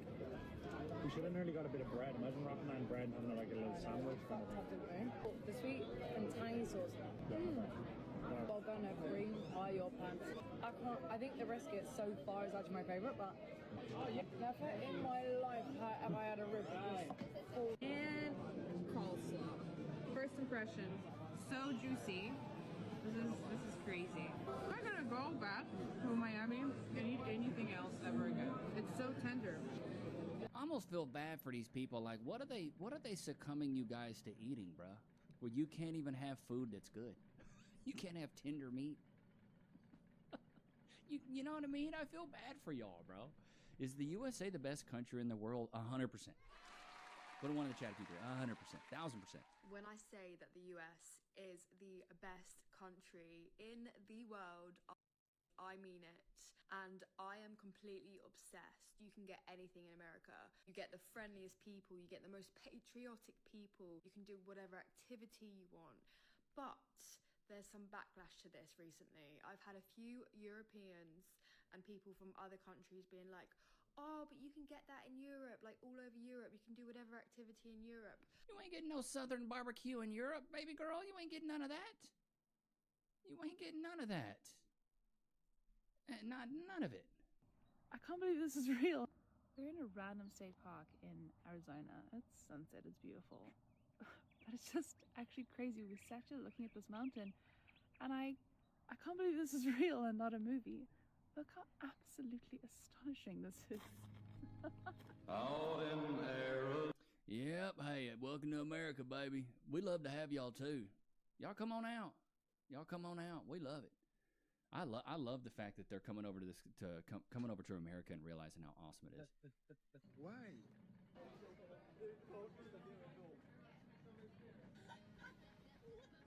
Yeah, the portion sizes I will say are crazy because you get a large over here, bro. You getting a whole bunch of food. Oh, I would tear that up. The portion sizes are big. They're very large, bro. Very large. That's why you really have to beware.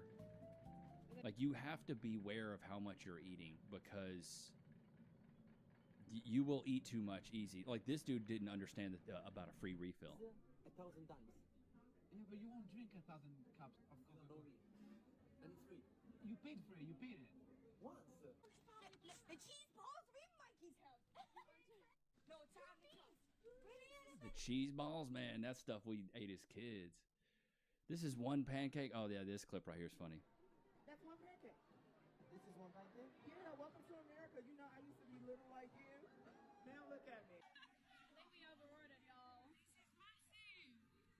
And then Texas is just that to the nth level because everything is bigger in Texas. Everything. I think it's great. I think it's amazing that they're finally coming over to America and realizing how awesome our country is. Loki, free? Sit. Free? Go to your place. Let's get some USAs in the chat in the comments. USA, USA. Let's get some of that in there. You know, you got to show that American pride every once in a while. Ain't that right, Lokes? Whoop-de-doo. He's like, just keep the treats coming, Dad. I could really care less. But I hope you guys enjoyed today's episode. Don't forget to like, comment, subscribe. It's always good to have you guys out, man. Until next time. Peace.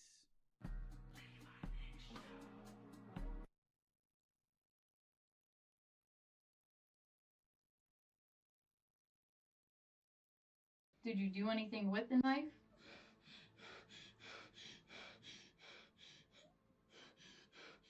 Before it fell in the water? Huh? Were you scared to go to jail because of the car accident? In the interrogation room, Lea Michele Day displays a gripping drama to outrun the unforgiving reality closing in on her. Her arrest circles back to the very moment where it all began. You're scared? Alright, let's walk up here. Let's get off this water, okay? Don't run. Slowly walk.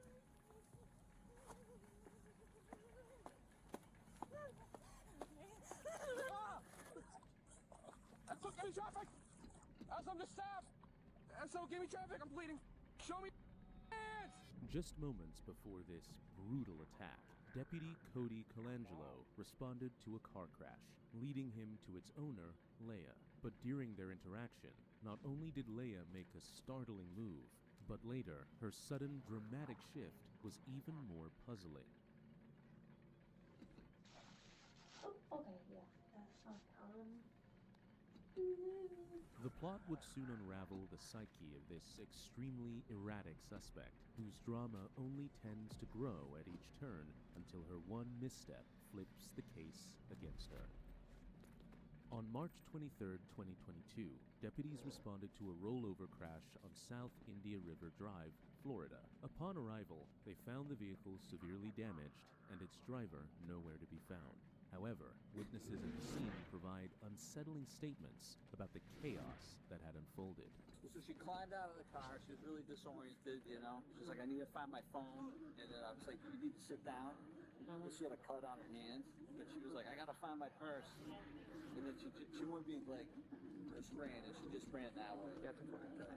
Shortly after, officers located a woman walking down an embankment. Deputy Cody, intending to help, approached her, identified as Lea Michele Day.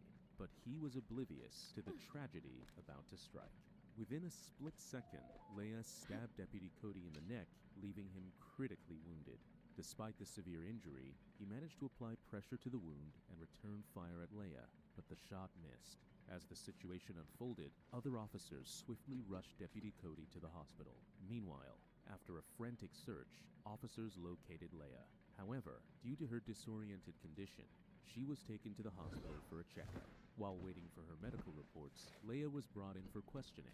But even before detectives approach her, Lea puts on a bizarre performance, providing a glimpse of the drama that lies ahead. There.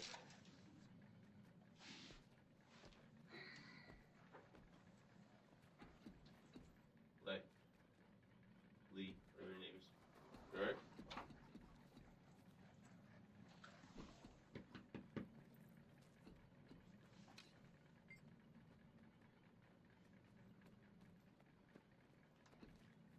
Hey, wake up.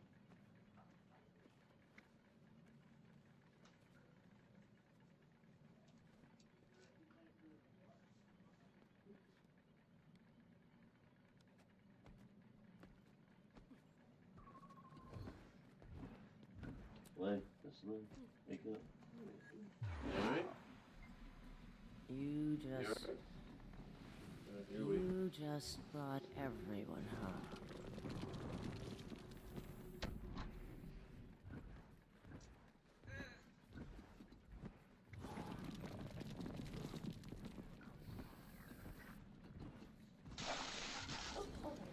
We should finish this now.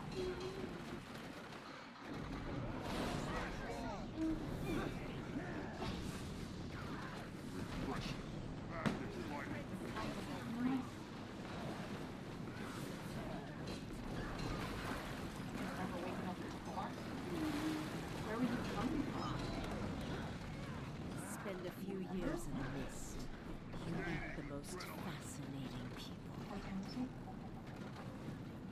Were you at a friend's house?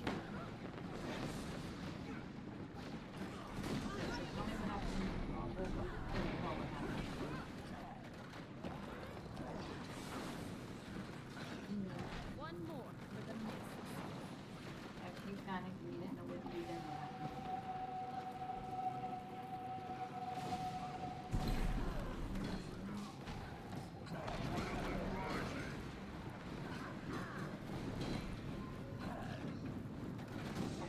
Running on the beach side? Okay. Then what happened after that?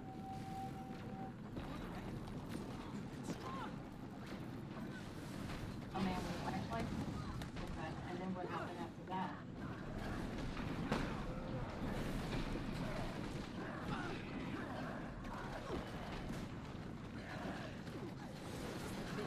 I need your power in this game. I need more. Please. I can't lose again. Flashlight walked up to you. What happened? Did he say anything to you?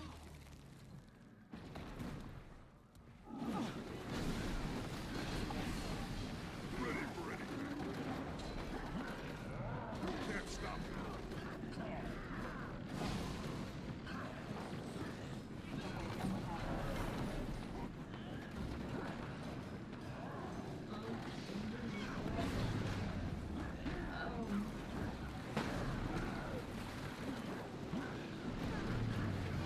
Adrenaline's rising.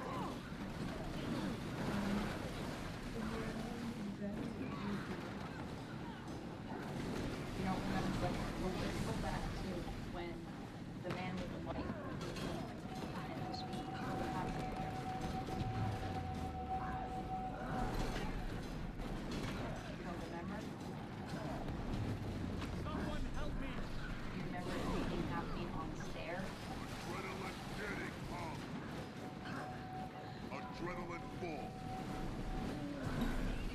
You can't keep a good man You down. remember having a conversation with the man with the light? Just a bit of your soul. You won't miss it. Who's next? What else happened?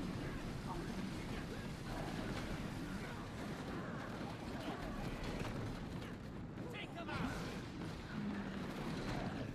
Maybe not.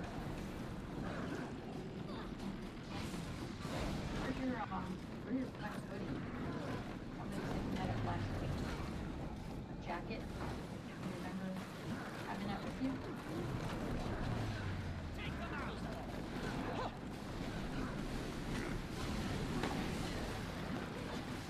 Adrenaline rising. What about some leggings? Yeah, did you have, were you wearing them all night or did you have other stuff on?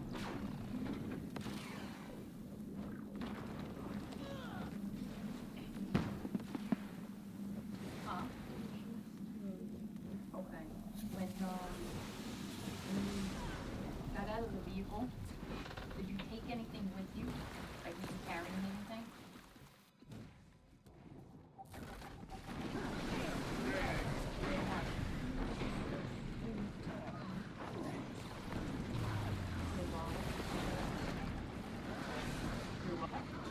Your I knife? should finish this. What kind of knife?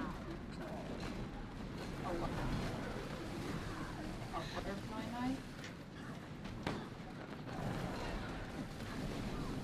What happened to that knife? Because when they found it, they didn't have it on Your you. skill is in line. They just fell in the water. Tell me you saw that. We should Did finish you do this. anything with the knife?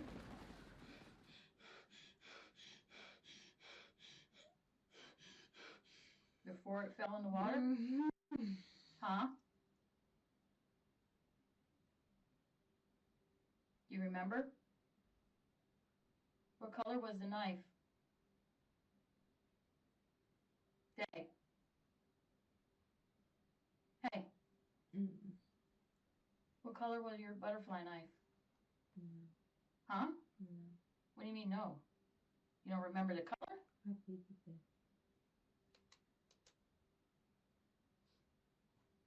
Okay. What about your phone? Where's your phone at? Huh? You didn't have it with you? Was it in the car? Okay, so what happened with the guy with the light? What happened with you and him and the knife?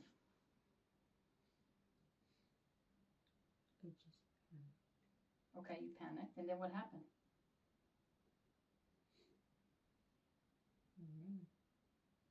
You ran from him?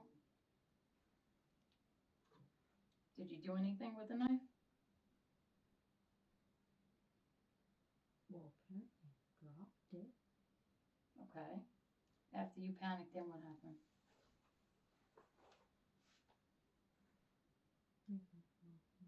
You kept walking? Do you know where you were walking to or at?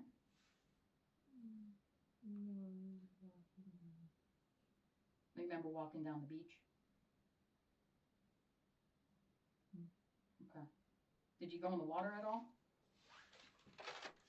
Yeah.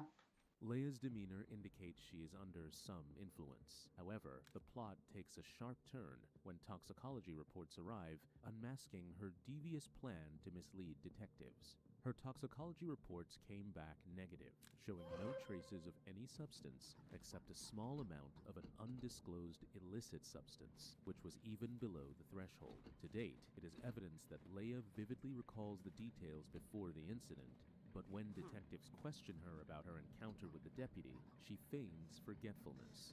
She strategically employs memory defense, a technique used to avoid accountability without committing to a disproven timeline. As detectives press her for answers, Leia's demeanor suddenly shifts, unleashing a drama unlike anything they have ever witnessed. You know you're at the sheriff's office, right? Do you know why you're here? Do you have any idea why you're here?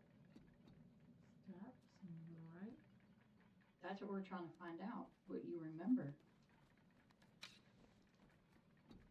I just remember getting out of the car, Okay. panicking, I didn't know what.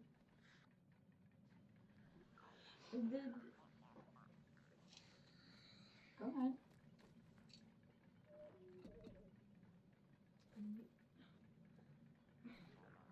So you get out of your car and you panic, you said. And then you start walking along what I guess is the beach, right? And then you see this man with a light. What did he say to you, or did he say anything that made you nervous or scared or anything like that? Do you remember any of that interaction with that man with the light at all? Not a whole lot.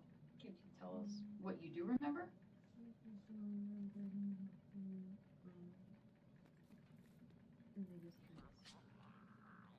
Was he walking towards you? Okay. And then what happened after that? Did something happen between you and him? I think so. Well, when we asked, like, what happened, you said you think you stabbed somebody. That's what we're trying to figure out. Do you remember anything happening? A struggle or? No.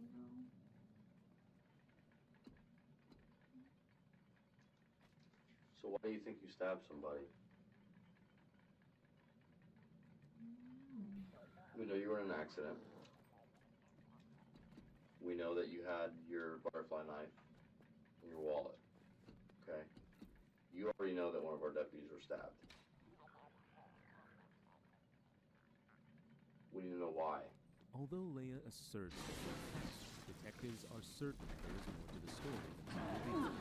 First,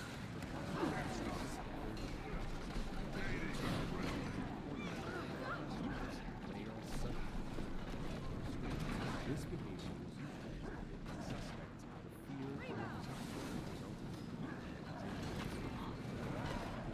Spend a few years in the mist. You meet the most fascinating people. Detectives have already gathered facts that highlight the flaws of the crew.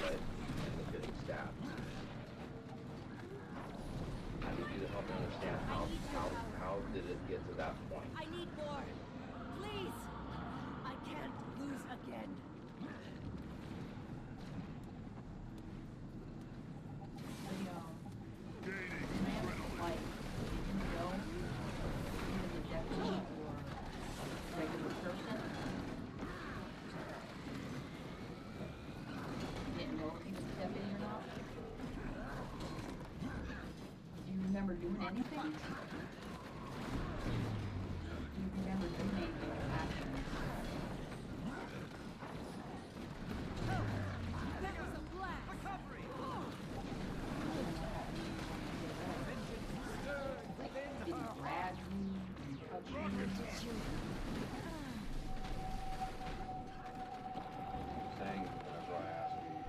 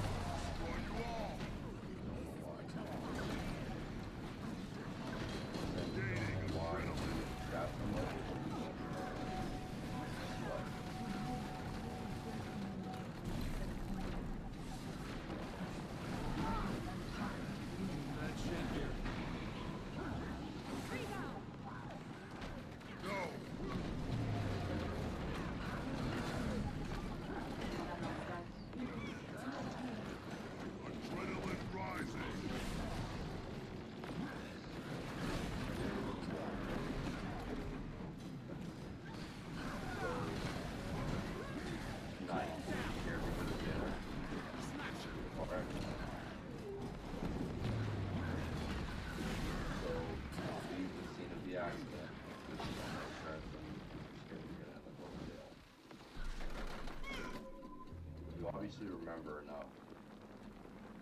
Okay. Back on solid I ground. know that. You know that. Okay. What we need now is to clear all of this up and make sense of it. Okay. Would you agree? Because right now it's just not making sense because you remember specific things and then you don't remember.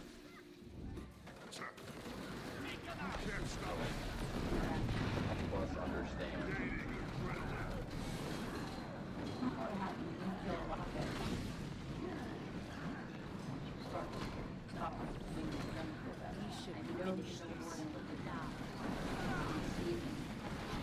Every time you get to a point, stop doing that.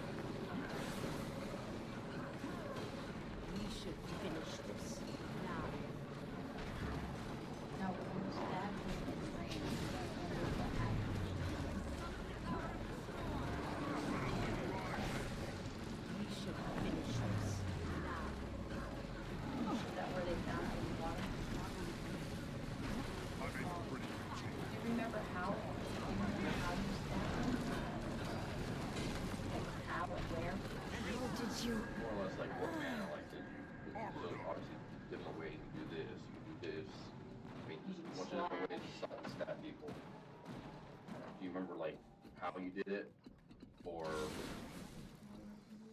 okay. Like how? Can you show me? Remember where you stabbed him at? On him? Anywhere? Never Do you have remember too where? much treasure. Okay. Do you remember running away after? I need you to try to be specific. You say you run away Up after. the stairs. Yeah. So, but not just up the stairs. What happened with our deputy?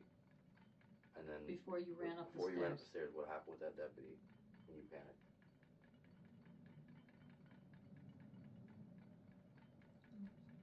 It's okay. So, well, you've already said you stabbed him the way you stabbed him with what you stabbed him with. I want you to just piece it all together, and just so that we can get a more accurate kind of more or less of a timeline.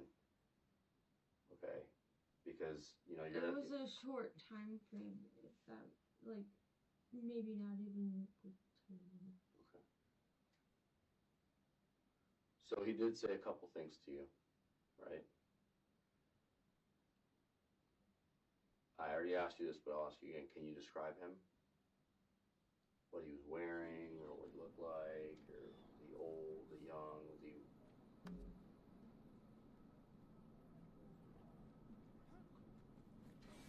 Now, when you guys were hanging out at the bottom of by the water, because you said he walked down the stairs, and then you said you started running up the stairs. What happened right before you started running up the stairs? Okay. And then what happened with your panic? Okay. And then what happened? Okay. Were you trying to kill him? No, I wasn't trying to kill him. I was trying to get away. Okay. Where did you have the knife the whole time? In your hand? Is it like a small enough knife to fit in your hand where you? Yeah, I don't have any. But like, if you have your knife in your hand right now and you close your fist, would you be able to hide it? Or would it stick out a little bit? Okay, so you couldn't really hide it in your. Okay. I'm starting to get tired of repeating myself. Well, we're just trying to get you to. That's kind of what I said just one last time, and I just wanted it kind of from beginning to end. And I know that there's kind of a lot of moving parts and a lot to remember. Okay, so we'll shorten it up for you. All right. From the moment you see the male light, okay, your hands are behind your back. You have your knife in your hand. All right. And then you turn around and start going up the stairs, and you said you move your hands to your sides. Were they at your sides or were they in front of you? Kind of like up here. Okay. Now you're walking up the stairs. So, as this man is walking behind you up the stairs, what do you do? Okay. You're definitely bigger and uglier than you were at the Mystic Forge, but you still won't Take win. the knife and turn around. Okay. And as soon as you do that, what is your next move? I run. The detectives finally secure what they have been seeking all along, a confession. Leia states that prior to the incident, she had been driving without insurance and made the impulsive move to repair what could have resulted in minor charges, instead spiraled into something far more severe as one rash decision led Leia toward life-altering consequences. Despite her claim of being disoriented during the incident, detectives are convinced that the act was premeditated.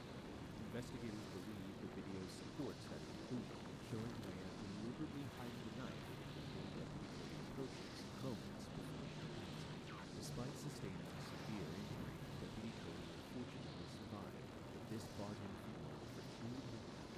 After finally recovering, he was brought in to share the scene. When she was down bottom of the deck, where were her hands at that time? Behind her back. Okay. When she walked past you and you were following her up, where did her hands go? Deep out of the bottom, deep out of the bottom. Okay. But could you actually see the palms of her hands? No. Okay. At that point, did anything cause an alarm?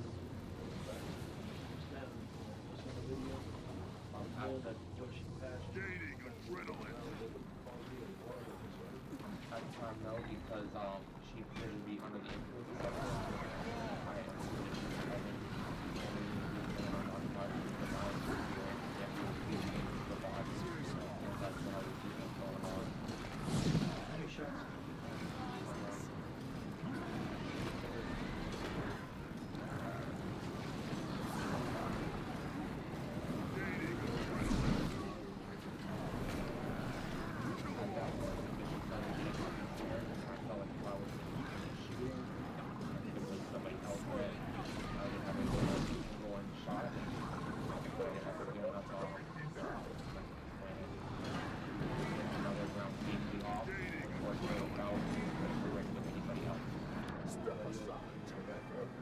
I am background, yes. Hard to still travel up and down any river drive during those hours.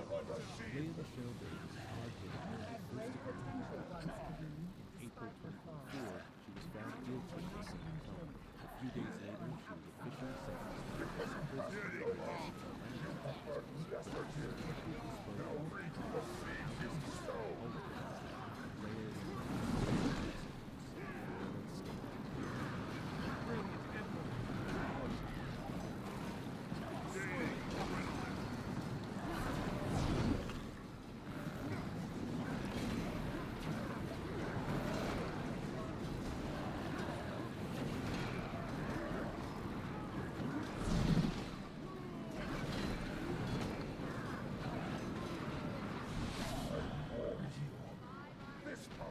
For someone greater, me.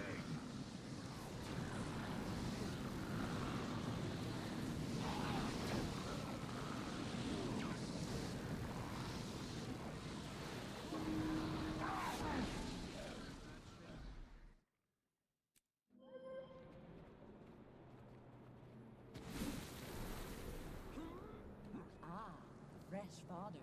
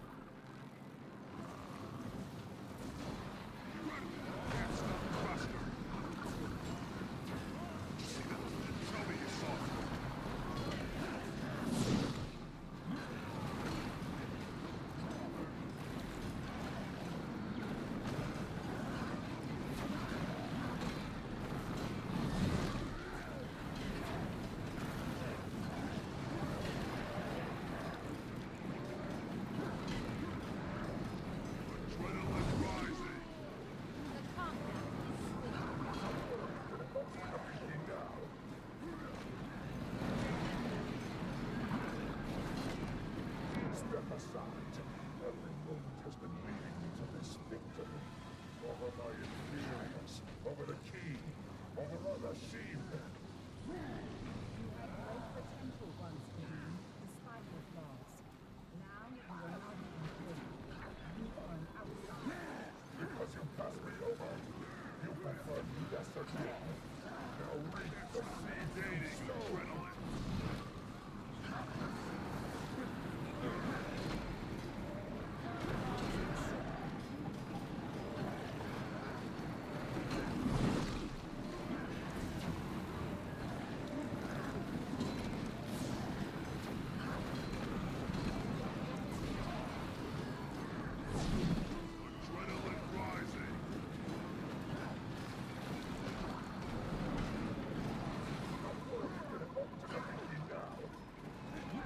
So ruled by the past that you destroy the future?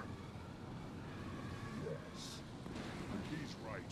All the power you've taken has corrupted you. I emerged from the earth with greater vision. The future will be what I deem it to be.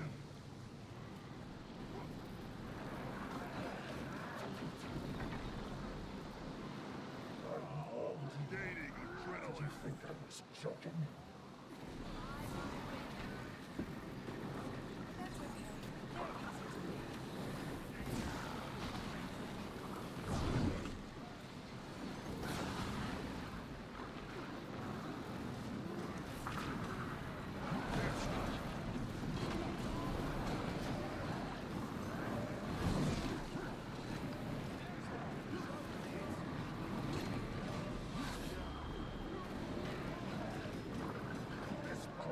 For someone greater, me.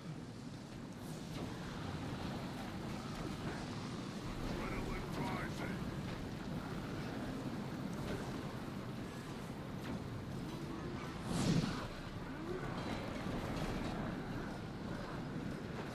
Hunger for my power? Have a taste.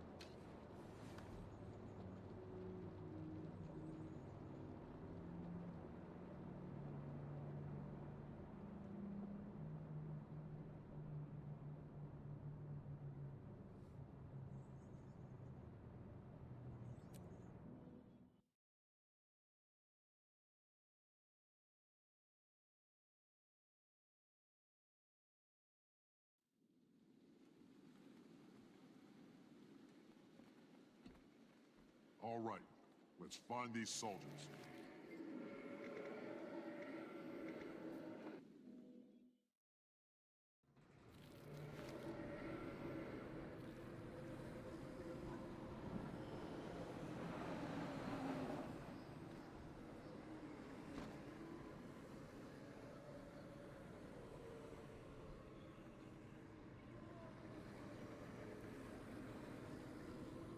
Intruders! Tear them apart! 100 gold for each head! Get chopping! I'll tear you apart.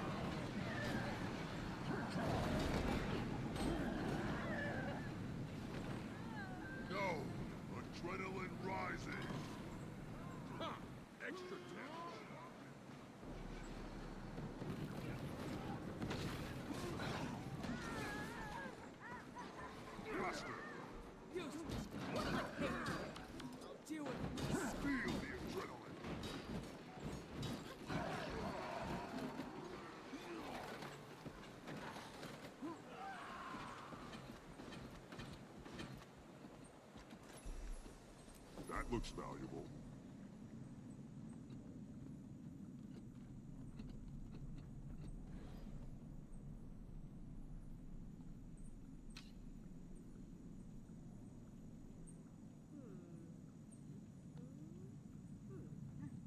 Release the prisoners. You came all this way for a few soldiers? You really have no idea what's inside this compound, do you? Only the worthy are taken inside. Like the squad leader. Your little journey ends here.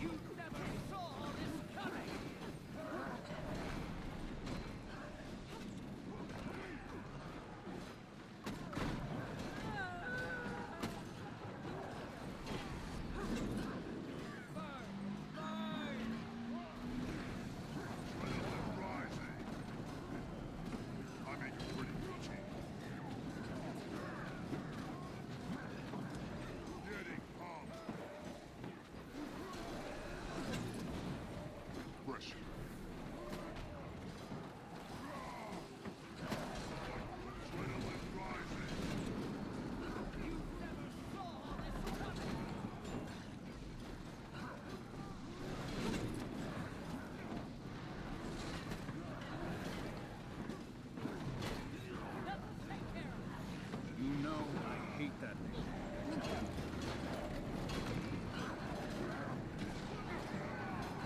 I'll take you to it. I can lead you. Bite your tongue.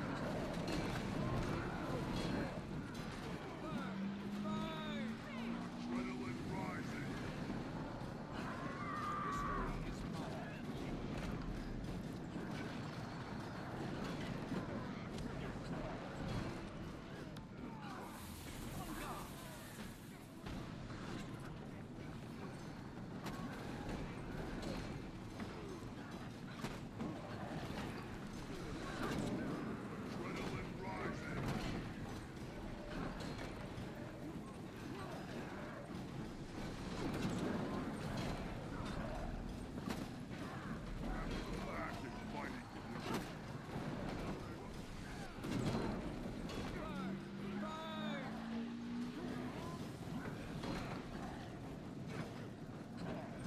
Adrenaline rising.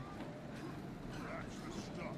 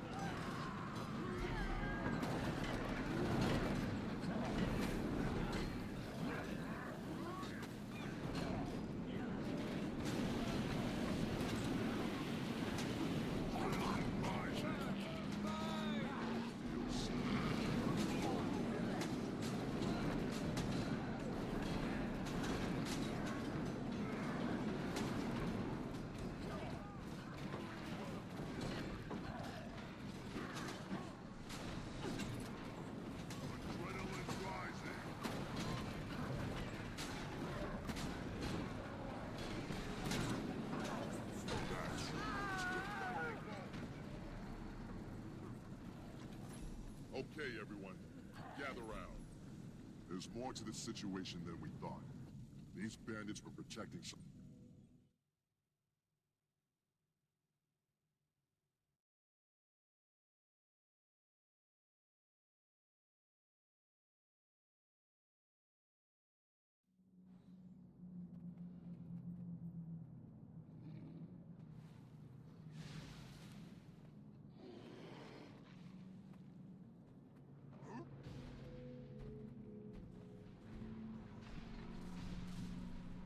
You tread upon Adashim's sacred soil? You, who are lower even than...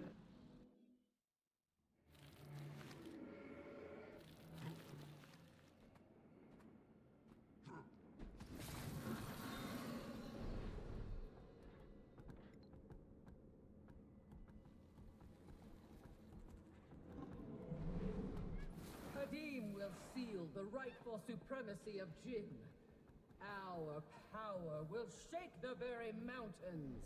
Your alliance with Kadim is tearing your city apart. What he destroys, I shall rebuild.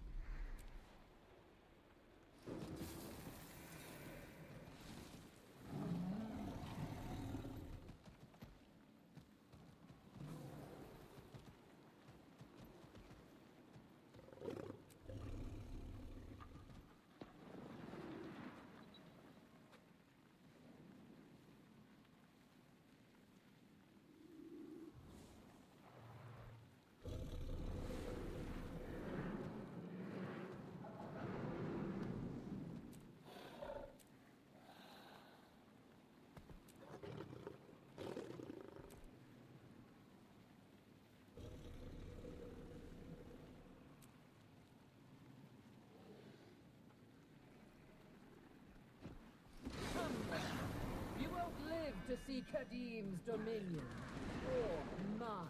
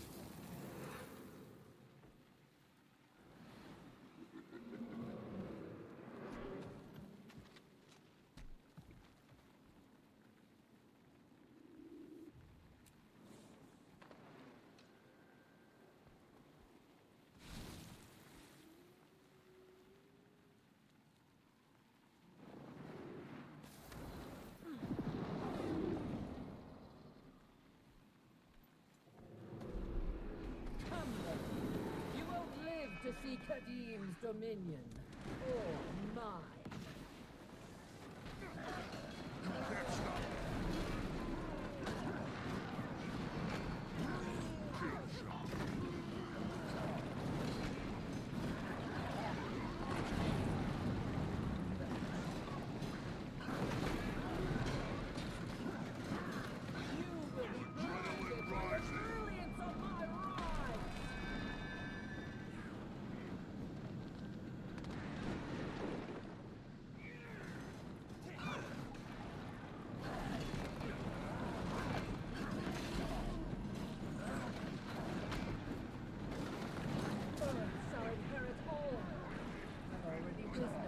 Cardinals of water and fire. Gaining adrenaline.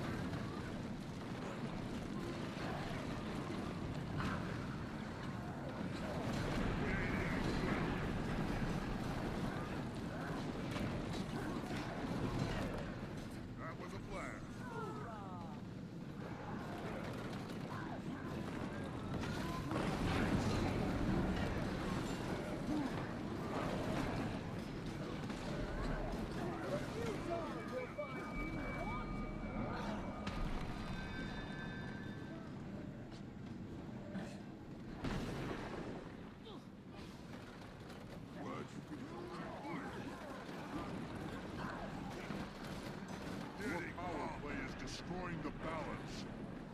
The balance is outworn.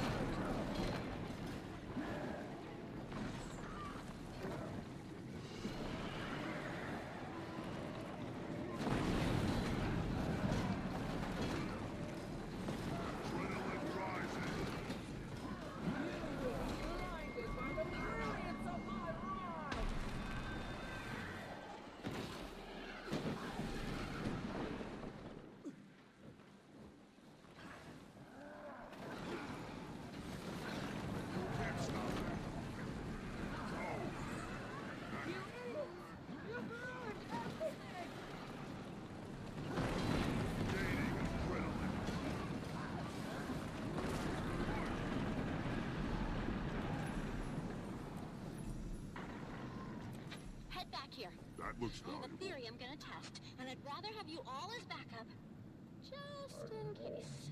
Do you think I was joking?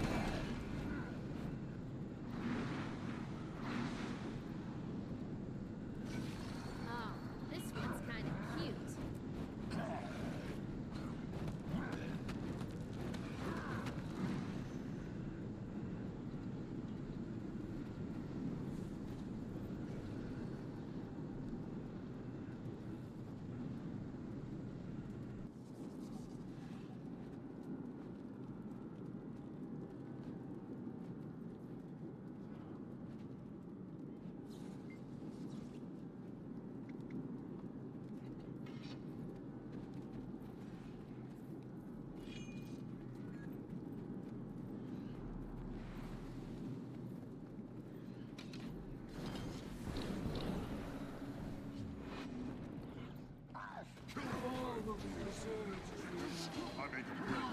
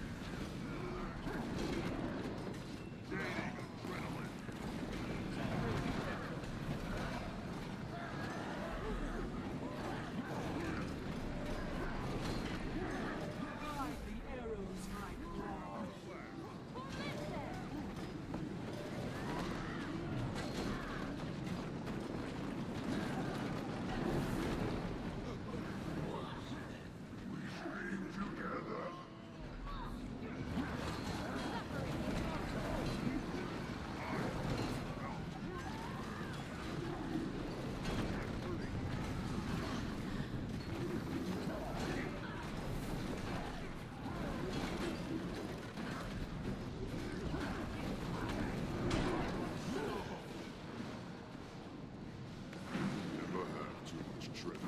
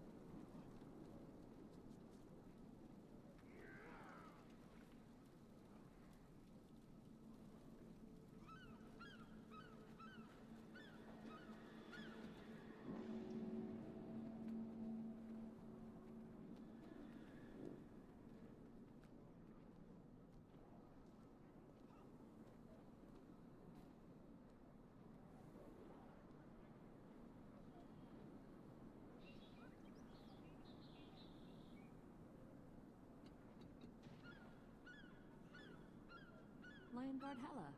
A pleasure to see you and Hauser, under better circumstances. Have we met before? I helped with a relief effort after Scarlet's attack. My name is Saya, but you might remember me as Simon. Now I remember. We pulled some survivors out of the rubble together. Seeing so many die in those weeks, it made me realize how important it is to embrace life and to celebrate who we are. Life's too short to live any other way.